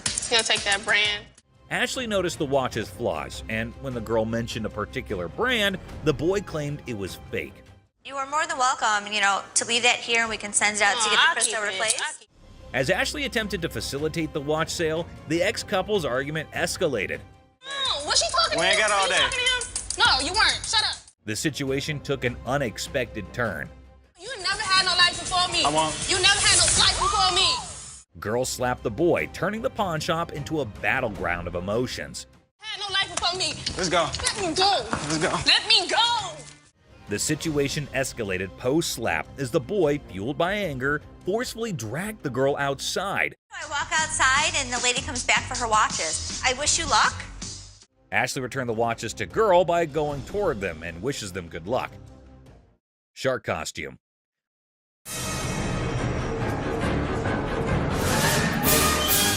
A fantastic character, half man, half shark, enters a pawn shop. Yeah, I'm a professional mascot during the daytime. At night, I'm a dancer. Claiming to be a daytime mascot and a nighttime dance sensation. $800, that's all I want. This guy is so bizarre. Les, skeptical, questions the shark man about his $900 financial request, leaving the room stunned. Don't they have those in Halloween costume stores? Les dismisses an awesome shark costume as a Halloween costume, but Rick takes it on, turning the pawn shop into a makeshift underwater comedy club, despite Ashley's rejects due to an unpleasant odor. See? It works. $800. Les, a pawn shop owner, is captivated by a customer who demands $800. You're missing a speeder. Oh my God. But when he reveals his naked self, Les's jaw drops. Hey, where's Ashley going with the naked guy? Tom, between amusement and disbelief, Les performs the quickest eviction in pawn shop history, leaving the customer high and dry. Ching Chong TV. Girlfriend's about to fly back home without me. I have no money. It's the only way I'm gonna be able to go. Right. I want $200 for it. 200 for that? A hat-wearing kid strolls into a pawn shop, hoping to score $200 for his TV. The seller, feeling frugal, counters with a generous $15. What brand is that? Ching Chong. The boy, trying to lighten the mood, drops a Ching Chong brand joke, turning a place into a comedy club for skeptical sellers. 200 for that? Yeah, never gonna happen. 13-inch TVs are selling for $15. Our persistent TV peddler keeps pushing for more cash for his 13-inch Marvel, but the savvy seller sticks to his guns at $15. Come on, please. I don't want to get stuck in a tray. The boy, desperate to impress his TV-loving girlfriend, gets sadder than a clown without his makeup. Girlfriend's about to fly back home without me. I have no money. It's the only way I'm gonna be able to go. Right. I want $200 for it. 200 for that? The seller, unamused, directs him out, ensuring love won't cost him more than $15 today.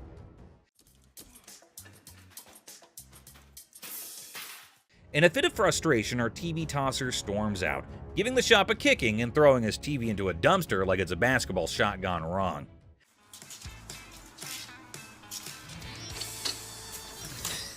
The seller, shaken but not stirred, mutters, "Idiot," and commands him to exit.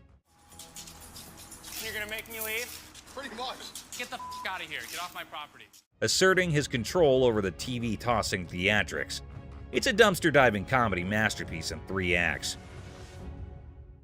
Brain, not brawn. I got a loan on my wife's ring. Yeah? And when I first started coming here, I got a VIP card. I got more on the loan. Now you guys put me to a gold card, and I get nothing out of it. A bald customer, frustrated over a loan on his wife's ring, seeks resolution from the manager over a VIP card upgrade and the perceived lack of benefits. Tensions rise as they discuss the situation. No, the VIP is the gold. They're both one the same. We offer a promotion at American Joy and Loan. It's called a Gold Card membership. It gets more money in people's pockets if they want to get a loan and allows you to save money if you want to buy something. The pawn shop employee tries to explain the gold card system's benefits, but the customer remains frustrated. I am hearing you, but you're not listening to me. Tensions rise as the employee insists on the procedure, leading to anger, questioning, and physical comparisons. You think this is funny? I don't think it's funny. I think that there's something wrong when you start hitting your head against the side of the window. Creating an atmosphere of animosity and miscommunication. What are you going to do about it? I'm not going to do anything about it. What are you going to do about it? The customer and employee engage in verbal sparring, escalating tensions. Whatever I have to. You need to get out of my face, bro. Okay, I'm sorry. Let me scoot back. Really? The guard asserts their position, urging the customer to step back. The customer refuses, escalating the confrontation, leaving the atmosphere charged with hostility and unresolved conflict. Hell no. Want some? Whatever you got to bring. Come on. The customer's unwelcome invitation intensifies, leading to an unresolved atmosphere. That's what I thought. The customer's confrontational tone suggests a potential fight, escalating tension and the possibility of a physical altercation. Volkswagen van. Good. I'm Les. John, What the hell is it? this is a 1968 Volkswagen van owned by Dr. Death, Jack Kevorkian. Hold on to your seats. A 1968 Volkswagen van, once owned by Dr. Death, rolls into the pawn shop. Les is on the case, exploring this piece of history. Weirdness level maximum. And I have everything documented. How much do you want for this thing? I'm looking to get in the six figures. The seller dreams of six figures for the van, but reality check. 20 grand? No. 25 grand. Negotiations go from 20 grand to a wild coin flip for 30 grand. Les, you mad genius. Oh my God. My dad's gonna leave everything to chance on a $20,000 coin flip? What are you doing? Seth and Ashley can't believe Les's coin flip antics. He's risking 20 grand just for a chance at 30 grand. The drama unfolds like a high-stakes comedy. Heads. Les, you wild card. The coin flip drama continues, with drum roll and laughter. Heads. Nails it in. Thank you. Thank you very much. Yeah. Perfect. Good deal. The van deal is sealed at 20 grand, leaving everyone amused and baffled. What a ride! No question. I proved to my kids I still got it. Les, the coin flipping legend, celebrates his 20 grand win. Laughter echoes as the deal concludes. The van's bizarre journey adds a hilarious chapter to pawn shop history. Ring drama. So what can I help you with today? I got this ring right here. I wanted to get it appraised, see how much it might be worth. Hey, listen up, people. Commodity Wild just happened at the original pawn shop. Imagine this dude who looks like he just rocked out at a concert stepping in, holding a ring that has probably seen more action than a library book. The crazy twist, he's not there to show it like a rock star. He's trying to sell the thing. I also wanted to know how much you guys would give me for it. Like as a pawn, and then I pay it back. Okay, when I give you an appraisal, that's not how much I'm gonna give you in pawn. So he's all proud, telling the pawnbroker how this ring is worth a ton of money, when, out of nowhere, a lady burst in like a storm. What the are you doing? She's on a mission to figure out why her precious ring is about to be someone else's fancy jewelry. Cue the dramatic music, folks. Why'd you take my ring? Well, I wanted to see how much it was worth. Bull. Now, our rock star wannabe is caught red-handed, dealing with an angry lady dead set on getting her shiny thing back. It's like a soap piece crashing into a rock concert, and the pawn shop is the main stage. I just wanted to know how much it was worth, that's all. You're a liar. Why'd you take my ring? I'm sorry. What? Things get intense as the lady slaps the crazy guy not once, but twice. And suddenly, the whole place goes silent. You could hear a leg drop, or in this case, a ring hitting the counter. The other people in the pawn shop are stunned, wondering if they accidentally walked into a live reality TV show. You're a idiot. Can I just have my ring? Well, Yeah, he's it's the one that hers. gave it to me. That's hers. Just give me my ring. Our lady does not waste any time. She grabs the ring back, making it clear her bling is off limits. Right now. The embarrassed and confused rock star lookalike gets pushed out of the pawn shop by the triumphant lady. There you have it, folks, a ridiculous blend, up and a super dramatic autumn at the pawn shop. Turns out the real treasures are not just the bones for trade. Who would have allowed pawn shops could be this amusing? Stay tuned for the coming occasion of pawned out drama. Clown Prince.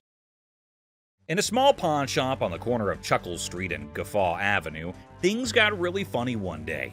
A guy walked in with so much makeup on his face that he looked like he just stepped out of a play.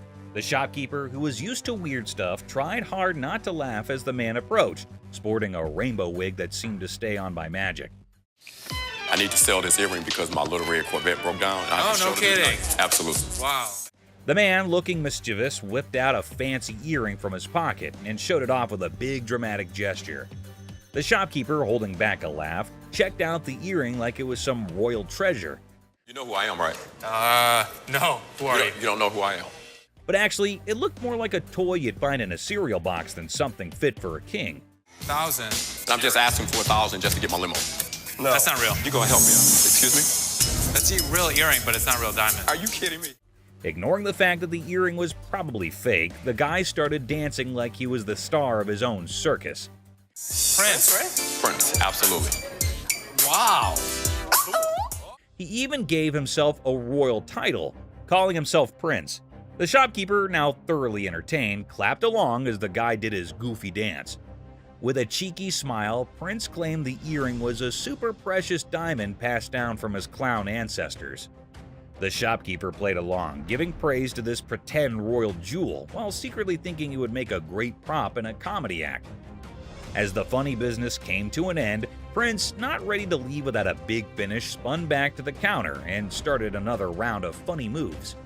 The shopkeeper and his assistant struggled to hold in their laughter, tears rolling down their faces as the wacky Prince danced out the floor, leaving behind a funny feeling that stuck around even after the rainbow wig was out of sight. Boss's TV fiasco. Hey everyone, gather around because something straight out of a funny TV show just happened at the local electronics store. Imagine this. The big boss barges in like a storm on way too much coffee. Didn't I tell you guys to restock the TV shelf? Didn't you see I was just with a crazy customer? Yelling about wanting to grab some TVs. I mean, who does not suddenly crave a TV spree, right? Now, the poor workers are stuck between a rock and a high-tech place and cannot take the boss seriously. I mean, who could? It's like the boss watched too many action movies and thought today was the day to be an action hero with innocent flat screens. I gave you a job to do and you didn't do it? Dad, you told us we were like little kids. How does a baby know how to, do inventory? But stay, there's a twist. The main character, the boss, realizes things are serious and decides he needs backup. So, what does he do? Grabs his assistant like they're partners in a buddy cop movie. Hey, you know what? The hell with it. I'm gonna do it myself. Bobby J, do me a favor. We need to go pull some TVs. To help with this crazy TV mission. Because obviously snagging TVs is a job for a dynamic brace. Ash, Seth, right now. Right now. What? Right now. What's Let's up? just went down. What? Let's went down. But wait, there's more sitcom gold. Out of nowhere, another assistant rushes over to the boss's kids looking really upset. Why? Just went down. What?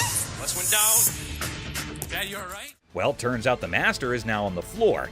Yep, the guy who was on a TV conquest is now chilling on the cold floor of the electronics aisle. We have an emergency here. What happened? Did he say something hurt? No, he didn't say anything. We were pulling TVs. They call emergency services because apparently this is not just a shopping spree. It's a full-blown crisis.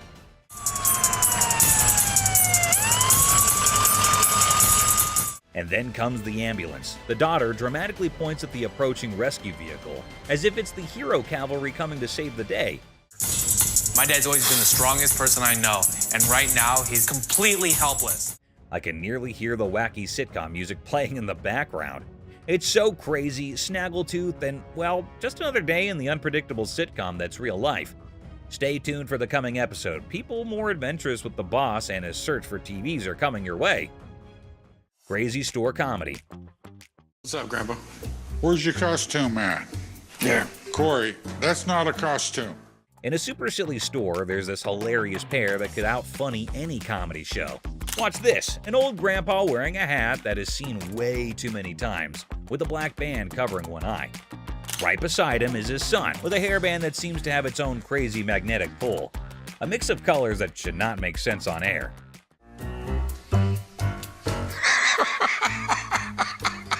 What? So, a regular customer walks in thinking they're just here for a normal shopping trip. Little did they know, a comedy explosion was about to happen. The first person they notice is the son, and they burst into laughter. "What on earth are you trying to be?" they ask, still giggling from the unexpected fun. What are you supposed to be? It's obvious I'm Justin Bieber, America's heartthrob. With a serious face, the Sun proudly says, "I'm claiming to be Justin Bieber, the American singing sensation." The secret? It's all in the hair. The customer laughs even more, realizing these two are a riot. Roy Rogers? I'm Rooster Cogburn from True Grit. But the real comedy star is Grandpa, strutting around like a rooster king. Feathery hat, confident crowing, he is turning heads. The customer, almost out of breath from laughing, asks, "What is your grandpa pretending to be?" Slightly holding back laughter, the Sun answers, "He is the legendary Rooster Kern. Shows up once in a lifetime to make people laugh." Go yourself. Antoine, what are you supposed to be? The world's biggest baby. Just when effects seem crazy enough, another character appears, a guy dressed like the world's biggest baby. The customer, nearly crying from horse laugh, realizes they have hit the jackpot of comedy. In this shop of customer craziness, laughter is the currency. These funny characters are the kings of comedy, making everyone laugh and showing that occasionally the best service is the one that comes with a big dose of funny.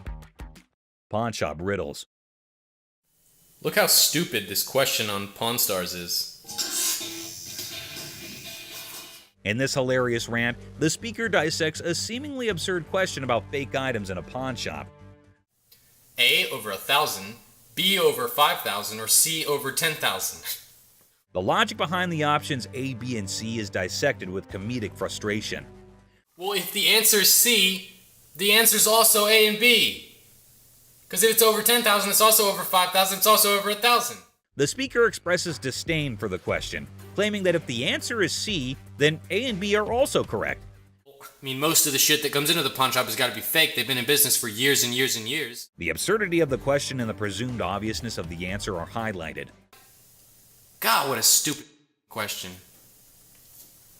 The speaker ridicules the question's simplicity, asserting that there's no way to get it wrong. The tone is sarcastic as they emphasize the lack of challenge in the question. Anticipation builds as the speaker eagerly awaits the genius-revealed answer.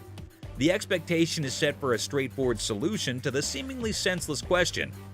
The speaker's reaction is a mix of frustration and amusement as the answer confirms the over 10,000 scenario. The comedic exasperation with the question's lack of complexity is evident. That's all for our video. We hope you liked it. Please comment, like, and subscribe.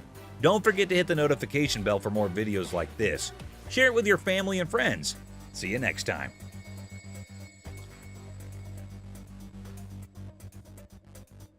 I mean, most of the shit that comes into the pawn shop has got to be fake. They've been in business for years and years and years. God, what a stupid question. Out of here! I paid like $1,000 for this ring, and you only talking about $100. Get the hell out of here! $100. Can we hurry up? Yeah, leave. No. I was the one that came in here, tried to spend my money, is what I did. You want to see crazy? I'll show you crazy. I better not see you again, and if I do, I'll hit you on my truck pile. I mean, I'm not leaving out of here till I get to $30. The big customer swings at Ashley and doesn't miss. A man flips out about his missing game system. The customer starts to throw stuff when told no. The female customer turns hostile when a laptop pawn goes horribly wrong. An angry wife wants her wedding ring back. A woman flips out because her ring was sold. A customer tries to eat her cake and have it too. Some customers are just out there. So today, we're gonna look at some of the crudest customers ever to come to the store. Hey, don't walk past me no more. I've been standing here forever trying to get somebody to help me. Why don't you come? Hey, I know you hear me. No. You know what? Give me a manager or something. A customer isn't happy with the services and is more than happy to trumpet her grievances. Hi, you a manager? Hi, I'm Ashley. You need some better help up in here. I've been standing here going on almost 2 hours. And here it is, ain't no point to it. Screaming really loud. So let me see your receipt. Here's my receipt. Look. Because he told me. Excuse me, nothing. You need to leave. You need to walk your back and clear out the door. No. The lady gets her wish for a manager fulfilled. What? You know what? Don't try to walk me off. What? Yeah, I ain't one to look. This lady was a hot ball of a mess. Bunch of stuff. dang on place. Just I'm the good witch. Y'all about to see the bad witch.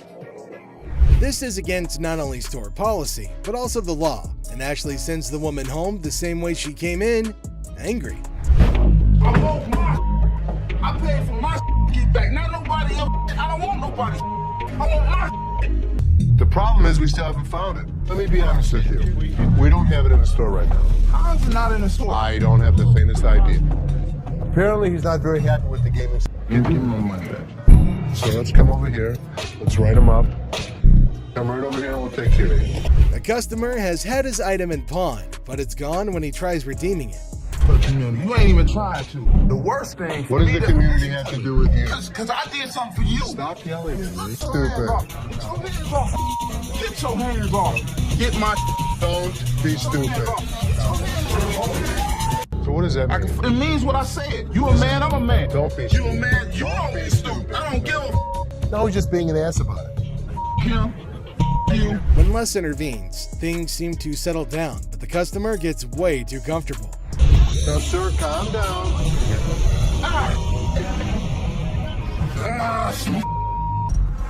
I give you my word. Whatever I owe you, you're going to get. Here's what I can give you. He finally calmed down, and we struck a deal. This was one of those situations. It should have never happened. The problem was, Seth's guys up. He tells me I can run stuff, and then he doesn't give me the power to do it. Let me make the decisions. You have to trust me every once in a while. Just when you think it can't get worse, it does, as the man goes for Les's throat. Good. What's up with this? Give me 1 second, sir. To be honest, I don't think we're gonna take them, brother. You say what? Go get somebody for me, dog. This made me act up. Yeah, what's going on, man? What's going on, cuz? 40? No. Yeah, I'm not interested. For real? For real. This mother on that bum. Listen, don't be throwing the at me. You understand? You understand? There's no shortage of entitled customers who come into the store, and this next one easily fits the bill. I mean, what's up with that? Nothing. Just called me a scene, so. Y'all about to rush me or something? Here's a guy yelling at the front. What's up with that? On that bum. Listen, don't be throwing the at me. You understand? You understand? Trying to gang You understand that, dog? Trying to gang up on me. That, dog? Trying to gang up Don't on me. ever throw. Take your hands off my mother. With the customer starting a tantrum, Les finally speaks, and let's just say the others were nicer to the man-child than he was. Yo, y'all ain't over here anyway. I smack the out your ass. Don't even reach behind nowhere. Reach what? Nigga, if I got it, got it. Jonas, don't got be killing my stuff. What the is the loan at? Don't try to steer me down. On what you're gonna do? This guy was threatening me that he's coming back. Does he think we don't have security cameras? Does he think we don't know what his license plate number is? It'll be his worst day. If he even thinks about Try to step up like they was some players. They ain't even really in my ball game. I'm in for real. I'm up. This mother thought he was a badass. As you can see, I'm a badass. Les not only kicks him out, but also ensures the man stays out. If it were up to him, they'd probably ship the man to another state. Hello. How are you? I'm fine. How are you? I like your nail polish colors. Thank you. What do we got here? A laptop? Laptop. You type in your password? What brings you in today? I just want to pound it in so I can get. How do you forget when's the last time you used this? About a month ago. You forgot your password? Yeah. Try again. I need at least 165. I mean, I can't do 125. 65 or not. When a lady comes in with her laptop, she forgets her password and manners, but Ashley can only help her with one of those problems. Okay, I know what, I ain't got time for it. It's like you don't like your job. If you don't like your job, you shouldn't work here, sweetheart. I'm sorry, you really shouldn't. I am respectful. Learn how to talk, learn how to talk, learn how to talk. Have a good day. You were too silly. So are Don't you. touch my toes. Flat out. You done? I don't give a like I said, I don't care. I can take my business somewhere else. The lady obviously doesn't like the sound of $150, and the negotiation goes downhill from there. Lady, or are you a baby? Excuse me, sweetheart. Hi. What you looking at, bitch? What the you looking at? I'm talking to you, bitch. What you looking at? You know what? Take this outside. What the you looking at? What the bitch? You fat bitch. Fat ass bitch. Wait, with a fat ass bitch. Go walk somewhere, bitch. You talk like I said. I can take my business somewhere else. You don't know me. Crazy. That's what I'm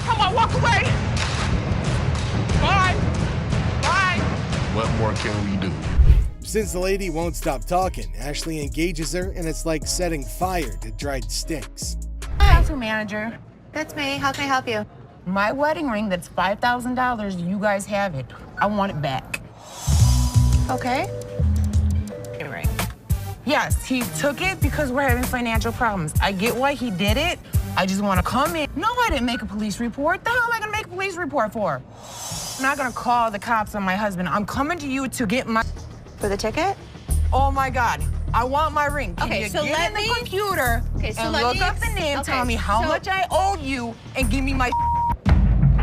Nothing is scarier than a woman with a vendetta, and Ashley's best effort to handle this one with care absolutely fails. All I want. Okay, so let me explain to you how this works. First of all, I don't just look up somebody's name and give you their information. I didn't ask you to give me the information. Give me my ring. You bring your butt out here and you assist me out. Please, bring it. That's all I want is my ring. No! Up yours. I want to see you walk outside. Come on. You're so big and bad. Yelling, screaming. Can't type anything to a computer. Oh, this bitch. I'm going to come back and get my... I promise I'm going to come... The lady doesn't appreciate Counselor Ashley, and the exchange turns sour. American Joy. Oh, hell no. You should have Somebody gonna pay for it, like I said. I'm not paying for Bitch, you might as well get off the phone because somebody about to too pay bad. for my... Hey, you... The lady comes in armed with her TV and a vast vocabulary. The Golds might not like the latter, though. When I came to the door... So how did she break your TV? Because I told her to hold the door and I dropped it and it cracked. See? It's cracked. Okay, so what do you want me to do about it? I don't know. Is you the manager? Yeah, so maybe You you the want manager, but you ain't act. I don't know what this lady was all about, but how dare you come in my store and make a huge scene? Don't touch me. What is you gonna do? Bitch, you gonna touch Don't act stupid. The ladies might come to blows, and Ashley steps in to keep that from happening. You is the type that will get smacked. Really? Really. Try it. Y'all got me up. You have Go get 1 my minute TV. to get your out of her phone. Oh, bitch. Ratchet ass. Don't trip. What's up, bitch, and fix your makeup. Don't trip. Bitches, you go. Whoa! Hit yourself in the head. Yeah, this what I would have did to you if you would have came close. I did. The woman does not like being evicted and transfers her anger to Ashley, but she isn't the first sassy customer the staff's gonna handle.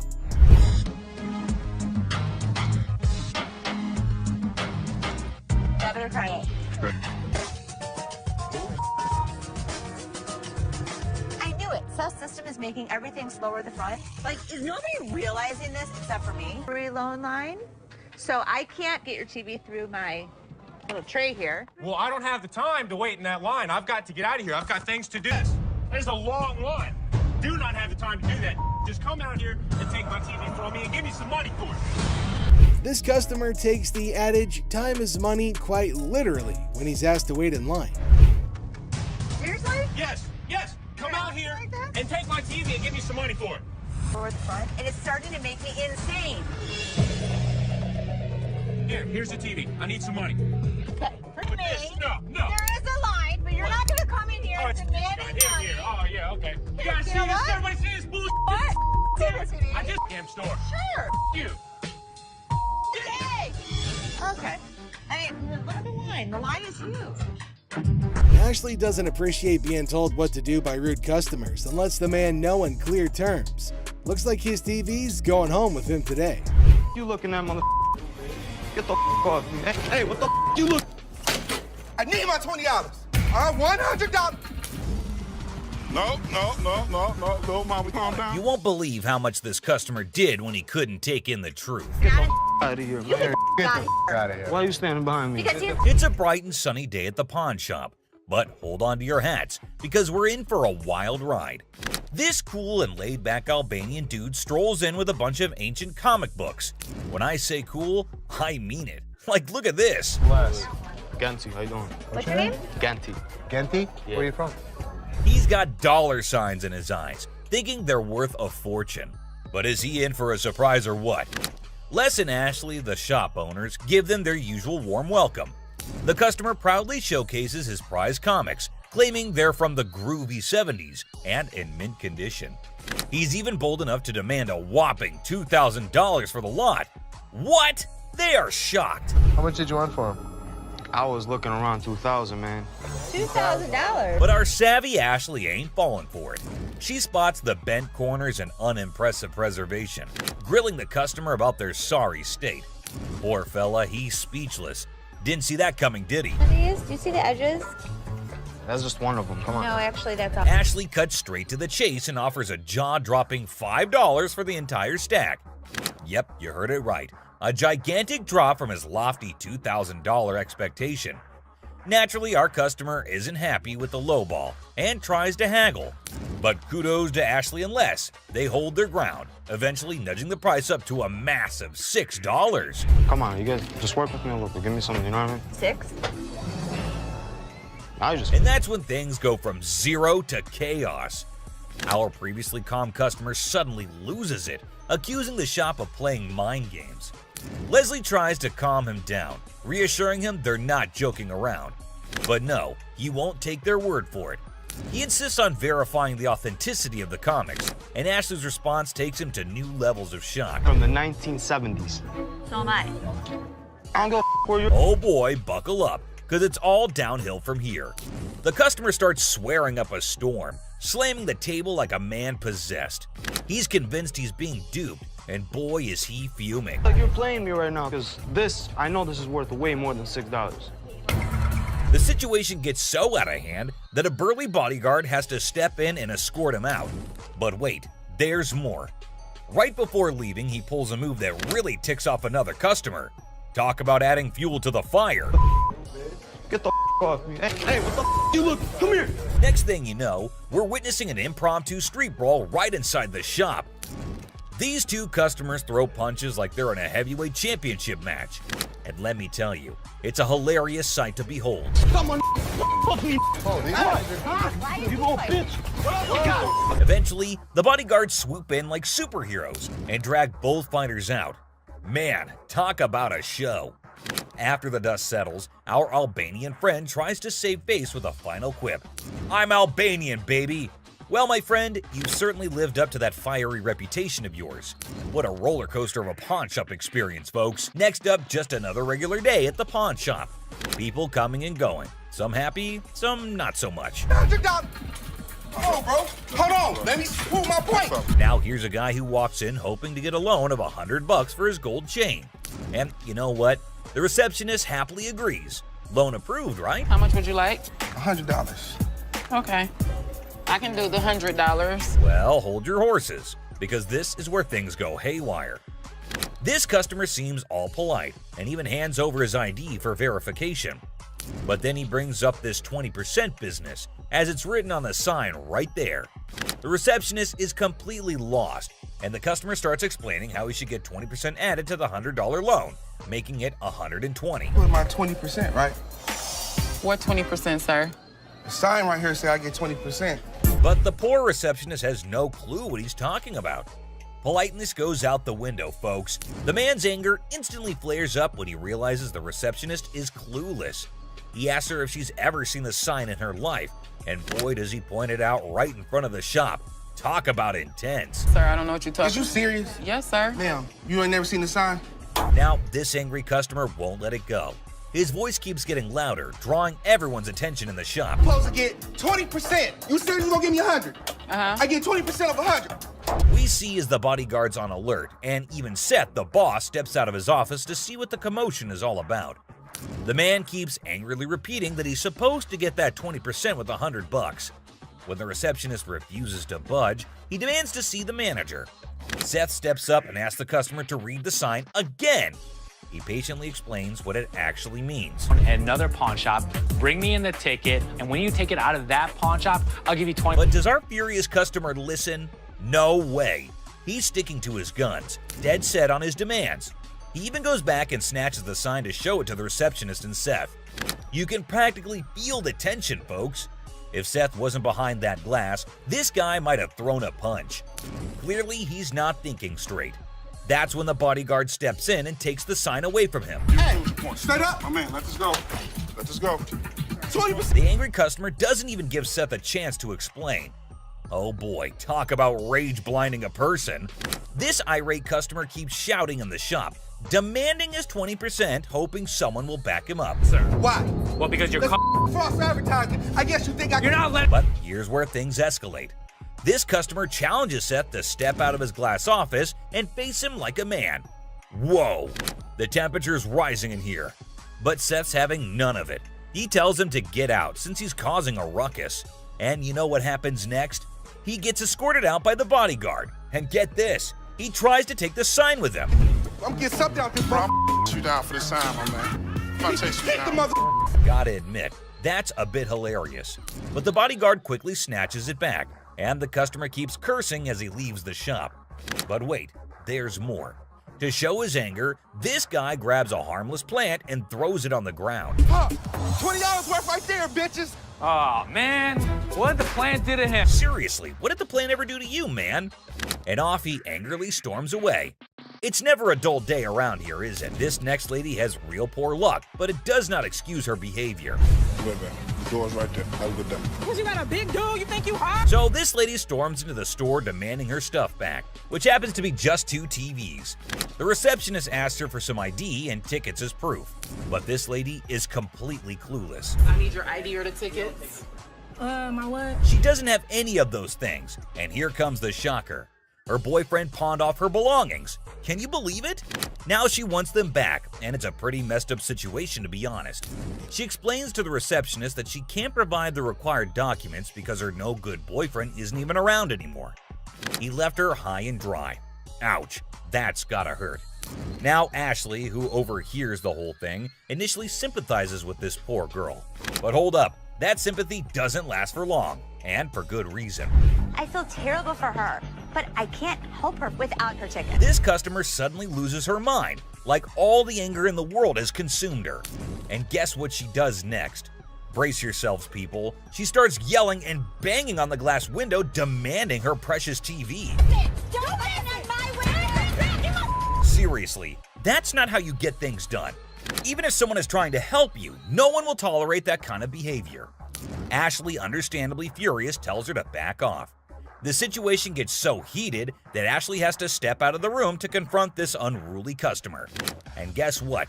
This lady has the audacity to threaten Ashley. Well, Ashley isn't one to back down, so she tells her to get the heck out of the shop. This customer is beyond crazy, I tell you. It seems like she had a truckload of problems even before she set foot in the store. What? I dare you. Now, the bodyguard steps in to escort her out, but oh boy, this girl goes on a rampage. She knocks over everything in her path, completely enraged. Come on, girl, you seriously need to chill out. Bye! What? I'm scared to leave. Finally, they manage to get her out of the shop, but you won't believe what happens next. Unlike the previous guy who threw a plant, this woman tries not once, not twice, but 3 freaking times to break back into the store. I mean, seriously, woman, get a grip on yourself. This is just embarrassing for everyone involved. But damn it, we're not your local psychologist neither.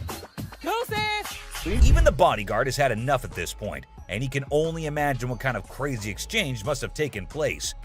Man, oh man, what a wild scene that must have been. This next guy is the most polite guy you'll see, but things take an interesting turn.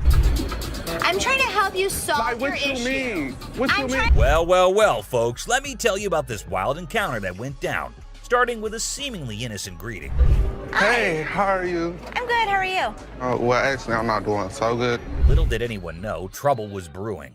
You see, this poor customer was feeling down because his dear grandma had passed away. He needed to sell something urgently to scrape together enough cash to cover his rent. Now that's a tough spot to be in, right? Enter Ashley, a real gem of a person. She genuinely empathized with this guy and offered a helping hand. So the dude decides to sell his late grandma's ring, thinking it's made of real gold and worth a fortune. Ashley, being the responsible gal she is, takes a good look at the ring to verify its authenticity. And guess what? It's not the real deal, folks. It's as fake as a knockoff Rolex. $300. Okay. Do you have anything? Naturally, Ashley breaks the news to the guy and asks if he's got anything else to pawn instead. But this fella, he ain't buying it. He's convinced that Ashley's got it all wrong, and he wasted his precious time chatting with her. Well, hold your horses, buddy. Ashley calmly reassures him that his time wasn't wasted and suggested he could pawn his TV instead. But oh boy, this suggestion hit a nerve. He starts acting all weird and uncooperative, throwing a tantrum. TV. You can pawn your TV. What the I look like? Now, here's where things get intense. Ashley's just trying her darn best to help this guy out, but he's not having it. He demands his ring back and starts searching for someone else to deal with. I'm trying to do whatever I can to help him. This not making no sense. And when Ashley tries to explain that she's simply doing her job to lend a hand, it's like a switch flip inside this guy's head. He goes ballistic, questioning Ashley's every move and acting all erratic. It's honestly a bit scary, folks. Believe it or not, this fella has the audacity to tell Ashley to lower her voice, even though he's the one causing all the ruckus. Talk about pushing boundaries. He even has the nerve to put his hand on her face trying to belittle her. And get this, he's not even listening.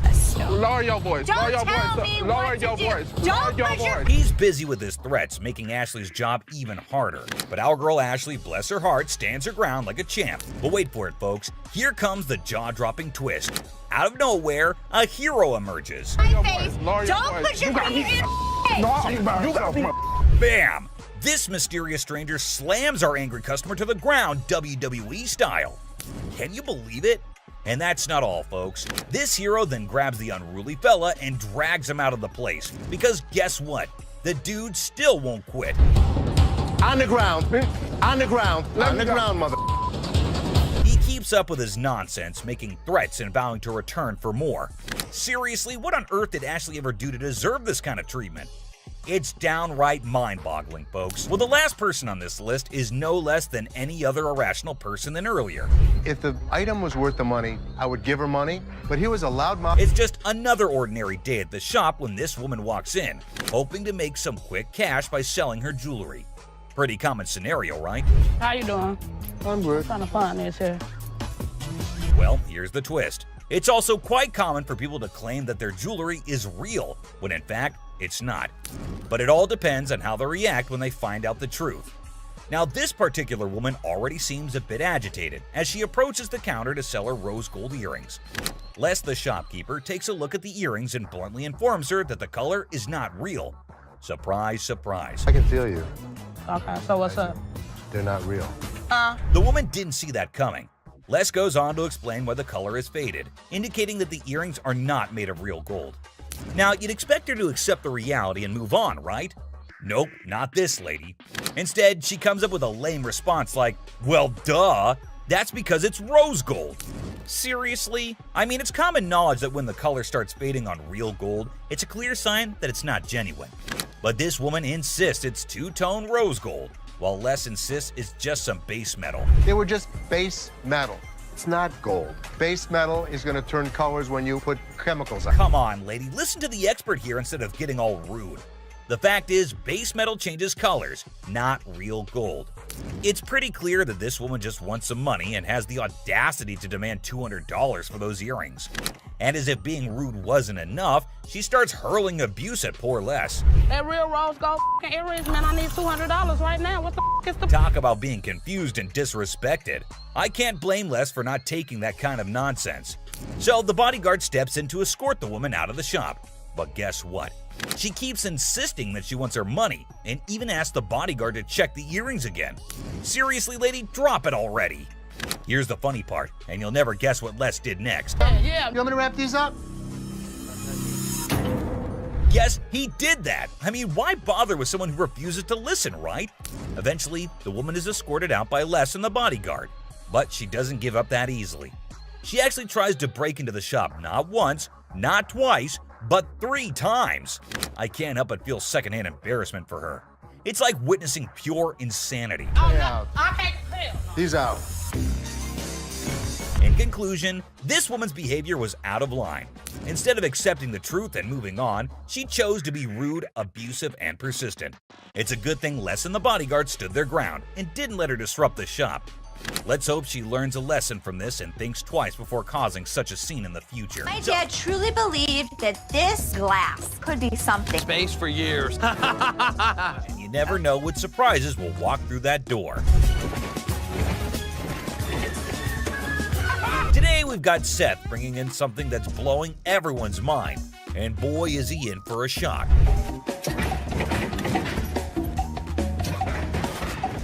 Our friend Penny rolls in with a rare 83 T-top Cutlass, lowrider frames, and a fully customized beauty. Whoa, whoa, whoa! This is the stuff dreams are made of. These babies are like finding a needle in a haystack these days, and you can see Seth's eyes light up with excitement. Easy there, Seth, don't get too carried away. We see all types of old cars come through the store. Does it do the four-wheel hop? It could if you wanted it to. This amazing car is decked out with 4 switches and can hop up to 72 inches in the front. And guess what? If you're up for it, it can even do a 4-wheel hop. Talk about a versatile ride. If you wanted it to, sure. It's equipped to. But it's very rare we see a tricked out car that actually jumps off the ground. This car is the real deal, folks. It's got all the bells and whistles you could imagine. How often do you come across a fully equipped ride like this? Seth can't help but admit that it's incredibly rare to see a car that's not only fully customized, but can also jump off the ground. He can't resist showing off, telling us about the car's 4 hydraulic pumps and a whopping 14 deep cycle batteries. More batteries mean more power, right? Seth and his buddy can't resist the temptation to hop in and experience it firsthand. And let me tell you, they are having a blast.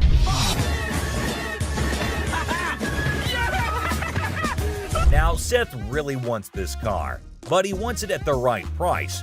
Penny, on the other hand, is hoping to fetch $12,000 for it. Will Seth bite the bullet and make the deal? Well, here's the twist. How about $4,000? Seth is only willing to dish out $4,000 for it. Whoa, talk about a huge drop. You can see the disappointment on Penny's face. He explains that he spent $4,000 just on the paint job alone. After some negotiation, Penny agrees to settle for $10,000. But Seth tries to push it further, offering $7,000. You know he wants it. It's very rare we see a tricked out car that actually jumps off the ground. Penny, being the wise guy he is, doesn't take the deal. In the end, they part ways on good terms. Well, folks, let's hope Penny finds another buyer who's willing to meet his price for this fully customized car. It's always a thrill to see unique items like this in the pawn shop, and who knows what will come through those doors next. Stay tuned for more pawn shop adventures, but here comes another gem-filled day at Les's Pawn Shop. Who knows what other surprises await us in the future? Stay tuned, folks, because the adventure at Les's Pawn Shop is far from over. Hold on to your seats because this next guy is about to unleash some of the rarest goodies on the market. 5, 6. Brace yourselves, space geeks, because this is gonna blow your mind. So this guy rolls up with a bunch of crates, and let me tell you, the anticipation is real. Got a couple things. I have some Star Trek things, and I also have things from NASA. He's got some seriously cool stuff from the Star Trek universe, and even NASA. I mean, come on, that's pretty awesome. It's clear that this dude is a space enthusiast through and through, and his collection is off the charts. Honestly, it's a total flex. Like seriously, you gotta take a look at this thing. This is all the kind of stuff that you're into. Now, here's the kicker. Ashley confesses that she and her brother aren't exactly die-hard Star Trek fans. But guess what?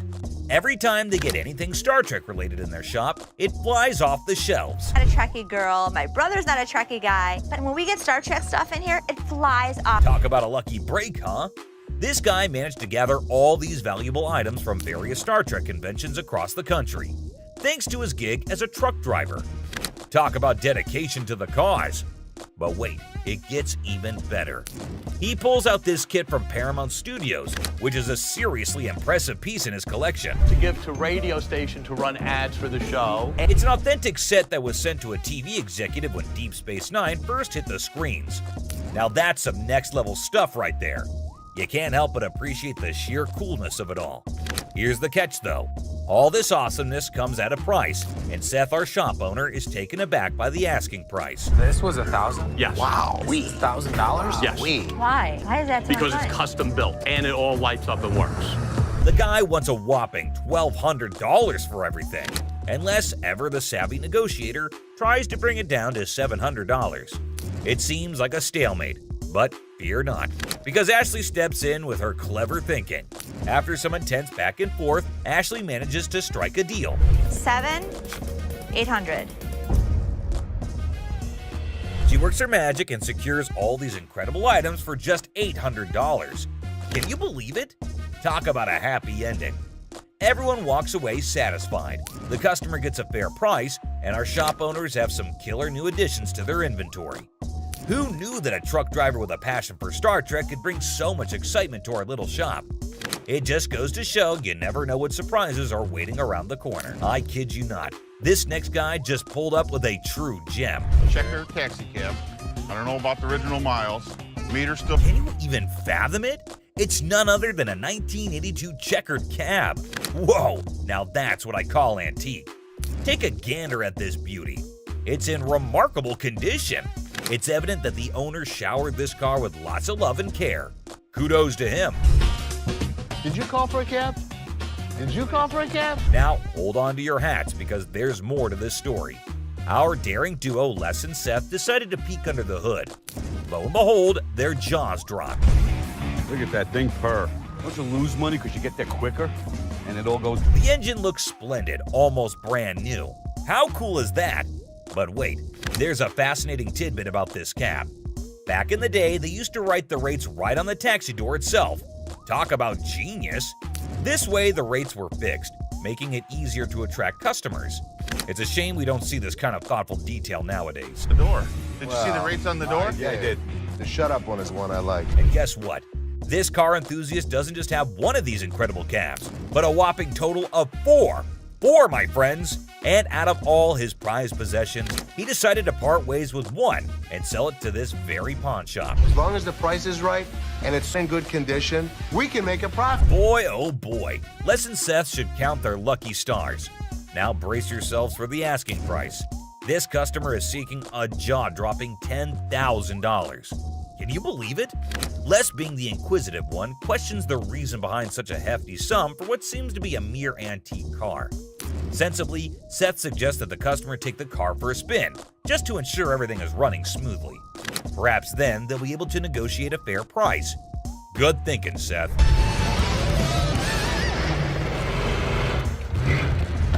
Les, ever the insightful one, recognizes that this is not just any ordinary car. It's a masterpiece, a truly unique item. Plus, considering its excellent condition, they can actually turn a profit from it. However, much to their disappointment, the customer refuses to budge below $8,500. Sadly, no deal can be made today. Nonetheless, Les wishes him luck, and we join him in hoping that the right buyer comes along for this exceptional ride. Fingers crossed, and walked away from the deal. But wait, there's more. You think Les will let him walk away like this? Les has something up his sleeve, and he does this. Well, after mulling it over, the customer finally caved in and agreed to Les's offer. That's the kind of influence Les has, folks. Somehow, people just can't resist his charm. Now, with everyone on the same page, they can all happily move forward. It's smooth sailing from here on out. Jack, get the out of here. Yeah, I know you're gonna get your hands off. Really? You got me. No, she ain't by herself, She ain't by herself, my man. No, I call me. I'm sure you're curious about what happened, so let's not waste any time and jump right into it. So this customer walks into the pawn shop looking visibly upset. As usual, Ashley greets him and asks how he's doing. Turns out he's not doing well at all. Here's the reason why. I'm not doing so good. No? My grandma just passed. I'm sorry. I was like... It's really sad to hear about it. Now, he brings along a ring that belonged to his grandmother. He wants to pawn this ring because he plans to retrieve it once he earns enough money. How sweet, right? However, it turns out that the ring is fake, which surprises the customer. Now, this got me thinking. Is he pretending or is he genuinely serious? It's hard to trust people these days, you know? But Ashley comes up with a solution to help him out by pawning his television. Can you guess what his response was? What the I look like pawning my TV? He starts getting rude with Ashley, which escalates into a heated argument. Then he demands his ring back, and not only that, he insists on being helped by another employee because he's annoyed with Ashley. And guess what happens next? Put your finger in my face. Don't put your finger in. Yep, that's how he ended up there. Crazy, isn't it? This customer's behavior became even more disrespectful. Just to prove that Ashley was completely wrong and useless. That's when, as you saw, the big guy steps in and knocks him down. But he continues to yell and curse at her. Eventually, Byron forcefully removes him from the shop. You got me up. No, let's go. Let me go. Let me go, man. Just when he thought everything had settled down, the customer goes ahead and threatens Ashley, saying he'll come back to get her. Oh dear, that's the biggest mistake he made since entering the shop. We all know what happens when someone messes with Ashley, right? Well, brace yourself and see it for yourself. On the ground. On the ground. On the ground. Dang, the customer was literally scared for his life. Next up, it was just another normal day at this famous pawn shop called American Jewelry and Loan, located right in the heart of Detroit, USA. He comes in with his Xbox and immediately tells Les that he needs to get as much money as he possibly can for it. He knew that they probably get a lot of Xboxes anyway, so that does not set him apart from the rest of the regular customers. He reveals that he needs as much cash as possible, and it is all for his girlfriend. I bet nobody saw that coming. This dude walks in and starts spilling some seriously bizarre beans. Now, Les wasn't sure if this guy was pulling his leg or being dead serious. It was a small amount. And Les was clearly not here for his unreasonable demands. Take a look at his reaction, Chop. $300. No, you don't have to raise your voice at me. You. The customer then starts cussing. Well, at least they wished him a good day. Moving on to the next. You talking to? Alright, folks, let me set the scene for you. We got Sharonda and her son Deontay strolling into the pawn shop.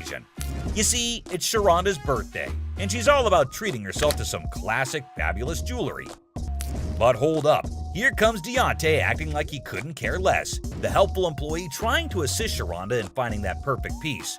And finally, down to the #1 worst customer. And someone finally put him in place. Whew! And verbally abusing Ashley. Who's over you, ma'am? Me. It's somebody that's over you going to give me $500. No, not talking to me. For $500 to bail her man. That's a red flag right there, ma'am. Anyways, when Ashley asked her how she estimated $500 to be the value, she was fumbling and gave a very lame reason. Because this is a new gig. You threaten me? You're out. You're not. For the last time, good lord, someone please ask her to zip it. And I swear, my poor ears were begging for mercy. But you know what? Kudos to Ashley for taking charge and showing her the exit door. She didn't let anyone rain on her parade and swiftly dealt with the situation like a boss. The store probably let out a collective sigh of relief when she was gone. Dude, just picture the chaos that would... No way, dude. You can practically feel the heat radiating from her furious motions just waiting to erupt. My back. If this dude's got any sense left in him, he better step up and start doing some major damage control. This is a replacement phone. Simple as that. But hold up a sec. Did he bother to bring the receipt? That's the million-dollar question right there. Because you know, without that little piece of paper, it's gonna be a bit tricky to sort things out. I mean, come on, it's like buying a ticket to a concert and then trying to get in without showing it. No can do, my dude. Receipts are like the golden ticket when it comes to returns and replacements. They're proof that you actually bought the item legit and can claim your rights if something goes wrong. Now, assuming he actually did bring the receipt, then it shouldn't be a major issue to get him sorted out. The store can check the purchase details, verify the warranty, and see what can be done about that faulty camera situation. It's all about following the proper procedure and making sure everything is legit. I ain't got it with me, I ain't bring it. So you're telling me you knew you had to get the phone exchanged and forgot the receipt? But Rich says they don't even sell iPhones for $200. So obviously my man over here is a scammer. Rich was very clear that he could look into it, but he needs the receipt. And he kept denying. Yet Rich asked him who showed him the phone so that he could double check. He randomly calls up one guy and obviously the guy denies, saying they had iPhones on sale 2 to 3 weeks back. And the customer claims that he got it 2 to 3 days back. But obviously the man didn't like the fact that he is getting caught. And you wouldn't believe what he said to Rich. Mohawk, shut the hell up. My Mohawk doesn't talk. It clearly does. Clearly it doesn't. With the goatee, Now too. the goatee does. Like seriously, this dude went way overboard. First, he rolls up in here with a fake item that was never even sold to him in the first place. What's up with that, right? And then he has the audacity to start talking back to Rich like he's the boss or something. Come on, man, Rich ain't just gonna sit there and let this guy run his mouth without firing back. It's all about standing up for yourself and not taking any BS from anyone. Rich had every right to clap back and put this dude in his place. I mean, it's crazy how some people think they can just waltz in and cause a scene without any consequences. But nah, that's not how it works here. Okay, did that one work? Pull the things up over your ears a little because you clearly can't. No way, dude. Even while Big Joe was escorting him out, this guy had the nerve to keep shouting at Rich, trying to prove his point. Talk about audacity on another level. I mean, seriously, when you're already in a situation where you're being shown the door, you'd think common sense would kick in, and you just leave quietly. But no, not this guy. He just couldn't resist the urge to keep arguing and making a scene. It's like he thought he could still somehow win the argument or get his way by raising his voice. But let's be real here. Shouting isn't gonna magically make your point more valid. It's all about having a civilized conversation and respecting the boundaries. But man, I can only imagine the frustration and annoyance Rich must have felt having to bear all that unnecessary noise. Send me a picture of the receipt from your phone. Damn, my man Rich definitely got that one stitch on his head for a long, long time. You gotta be lucky I could beat your butt. Today, a real gem walked through those doors. This guy, I kid you not, strolls in without a single thing in his hands. The suspense is killing me. What on earth could he be after? Brace yourselves, because this one's about to blow your mind. So a guy comes in asking to tattoo their logo and get paid for it? Now, I won't sugarcoat it. This idea might come off as a tad bit idiotic, but hey, different strokes for different folks, am I right? I don't think that this guy was thinking through this. My dad wouldn't get it done, so why the would this guy get it done? Guess what? Ashley ain't exactly blown away by this whole thing and finds it pretty dumb if you ask me. Just when you start thinking he's all about giving props to the shop, it turns out he couldn't care less. You got any tattoos underneath? Holy moly. This dude means serious business, I tell you. Brace yourself for the mind-boggling price he's demanding for that tattoo. Well, I'm looking in the range for about $1,000. $1,000. Yes. He is so crazy for that. Now we're in a bit of a pickle trying to figure out who the real idiot is, him or Les. I mean, this guy is practically selling himself here. Come on, Les, get your act together, buddy. He's gonna have a new tattoo. Wait, you wear a shirt, so you'd be covering it up. No, I wouldn't be covering up. I'd walk around. But here's the moment of truth. Did they strike a deal? Drum roll. Nope, not a chance. This dude wasn't willing to budge below $500 for the tattoo, which kind of makes sense, I guess. But Les wasn't about to cough up more than $250. $250. Can't do it. So hey, at least you didn't end up with that dumb tattoo, am I right? Now get ready for this next woman, cause it's about to get interesting. So this lady is trying to make some money by selling these coats to cover her bills. But honestly, the coats didn't look too great, and neither did her chewing. 415. Is that what you said? Well, I said it 400 piece. But Ashley was totally caught off guard by that. And seriously, the price is insane, don't you think? Now she's stepping in, offering some real prices. Let's see how the other person reacts to it. $40. No doubt that's absolutely hilarious. Now they're trying to haggle, but it's honestly gross and distracting when she chews like that. I mean, check out that silly behavior. How's that go? So the bodyguard is clearly here to kick her out, and you won't believe what she pulled off. That was just plain weird. But the next one is even weirder, believe me. And speaking of flirting, this next customer is on a whole new level. She's got a necklace in her possession, so she's not showing up empty-handed. But here's the twist. She's actually here for Ashley, or something else. Could it be her sneaky way of striking a deal with the pawn shop? She's got a good personality, and she's so sweet. Oh, snap. That's the thing, guys. A lot of people pull off scams like this. And let me tell you, the way this woman starts behaving with Ashley is just downright bizarre and idiotic. But hey, let's not waste any more time on the theatrics and get down to business, shall we? Look that up? Yeah, I got a good price.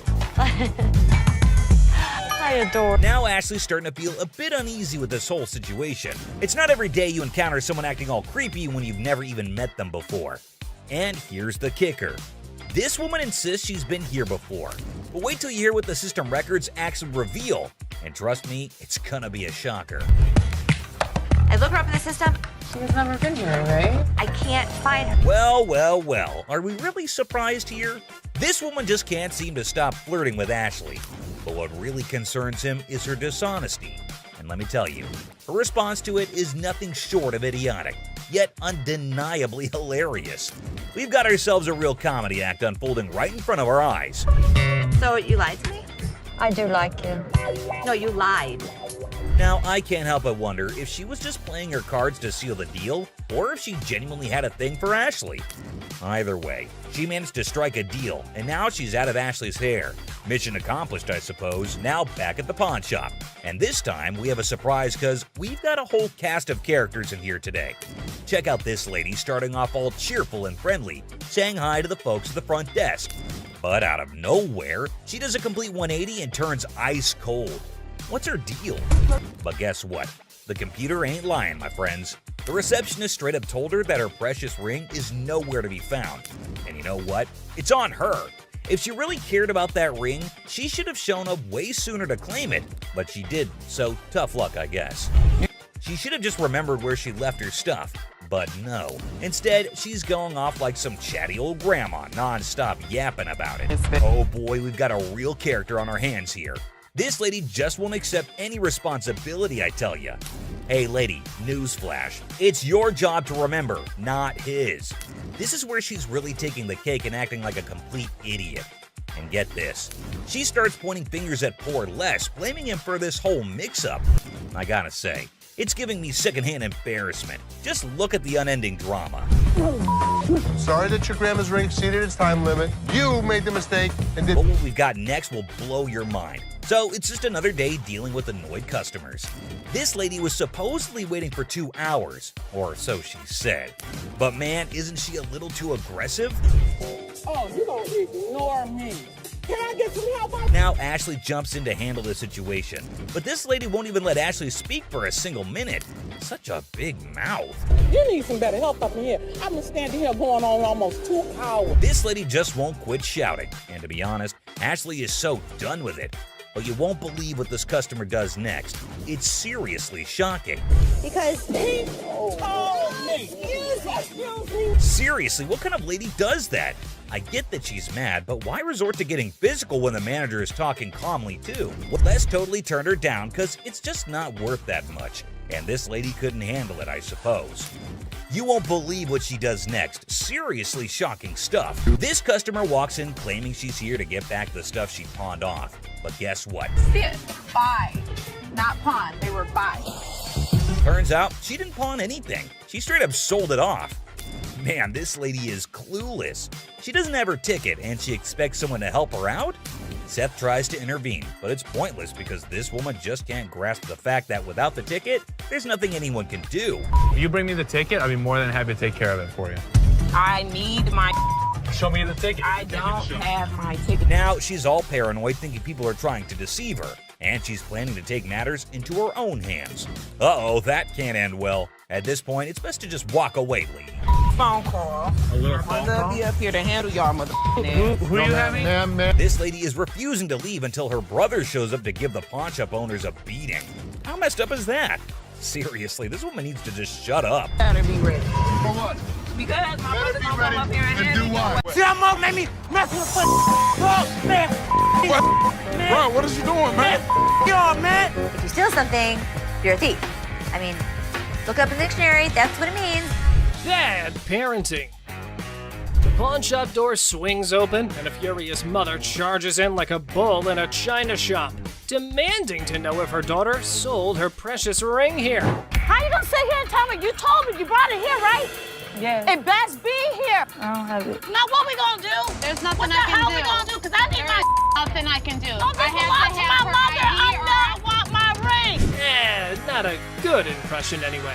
To diffuse the chaos, Ashley stepped up. Let's see if it helped or not. You took your grandma's ring. Yes. And you pawned it. When? The day before yesterday. Okay, so where's your ticket? I don't have it. So let me ask you a question as a mother. Did you press charges against your daughter for being a thief? I'm not pressing no charges against my daughter. Then you can't get it back. No. Get a grip on yourself, Mommy. The woman just won't listen to anyone. Man, where do such people come from? No wonder her daughter's acting the way she is. I came in here to try to resolve the situation. But yeah, you want to figure it out. Hey, get off him. You better figure out some way to get your mom's ring back. Watch when I get your ass home. Now see, now you got labeled as a thief. Coin thief. Ooh, there's a new player in the game. This fella's got a quarter that supposedly belonged to JFK when he got the axe. And guess who he's trying to sell it to? Les, of all people. This should be interesting. Hey, the second person to touch it, man. You see this, man? Who was the first? JFK, man. JFK. Hell yeah, I'm trying to get $30,000 for it, man. Really? Our friend here needs to know that he's trying to close a deal with the boss. Yup, the big cheese himself. You know what that means? You better have some answers ready. I don't think this guy even knows who the president is today. What year did they put Lincoln on the quarter? 67. Who's on a penny? Bill Clinton, whatever his damn name is. Well, he means you'll have to take your business elsewhere if you want to avoid glitter and dancing. But anyway, this punk got mad, and here's what happened next. Want to go out for the pass? Please. Man, follow him out. Much, man. Man. Oh, you forgot to ask you. Let's go. See how Mark made me mess with the oh, man. Man. Bro, what is you doing, man? Get on, man. Pink coat. The woman swaggers into the pawn shop, yelling that the pink coat is hers. Guess who she encounters for the argument? That's right, it's Les. Well, oh no, she's done it now. What could happen to her after upsetting the big dog? Let's find out. What would you do if a man strolls into your shop with a massive bag? Obviously, you can't wait to find out what's in there. This is what this sneaky guy did. Man, this is my bag. Okay. What's in it? Tell me what that means, because maybe I don't understand what you're talking about. Looks like the man had a top secret mission with this bag. He didn't let anyone unzip it. In my opinion, he's a freak. See for yourself how the whole scenario went down. You can't bring in a big bag into a business and not expect to have it searched. What the hell? Oh my God.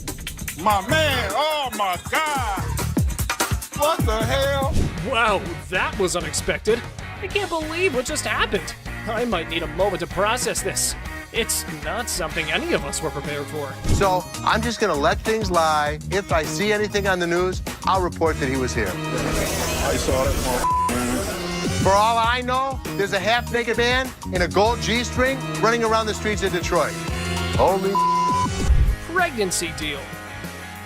A pregnant mom walks into a pawn shop, excited to purchase a wooden horse for her unborn baby. I was just here last week, and I seen this horse that y'all had, and I really want it. I didn't have the money last week. For sure. You saw? Where is it? It's right over here.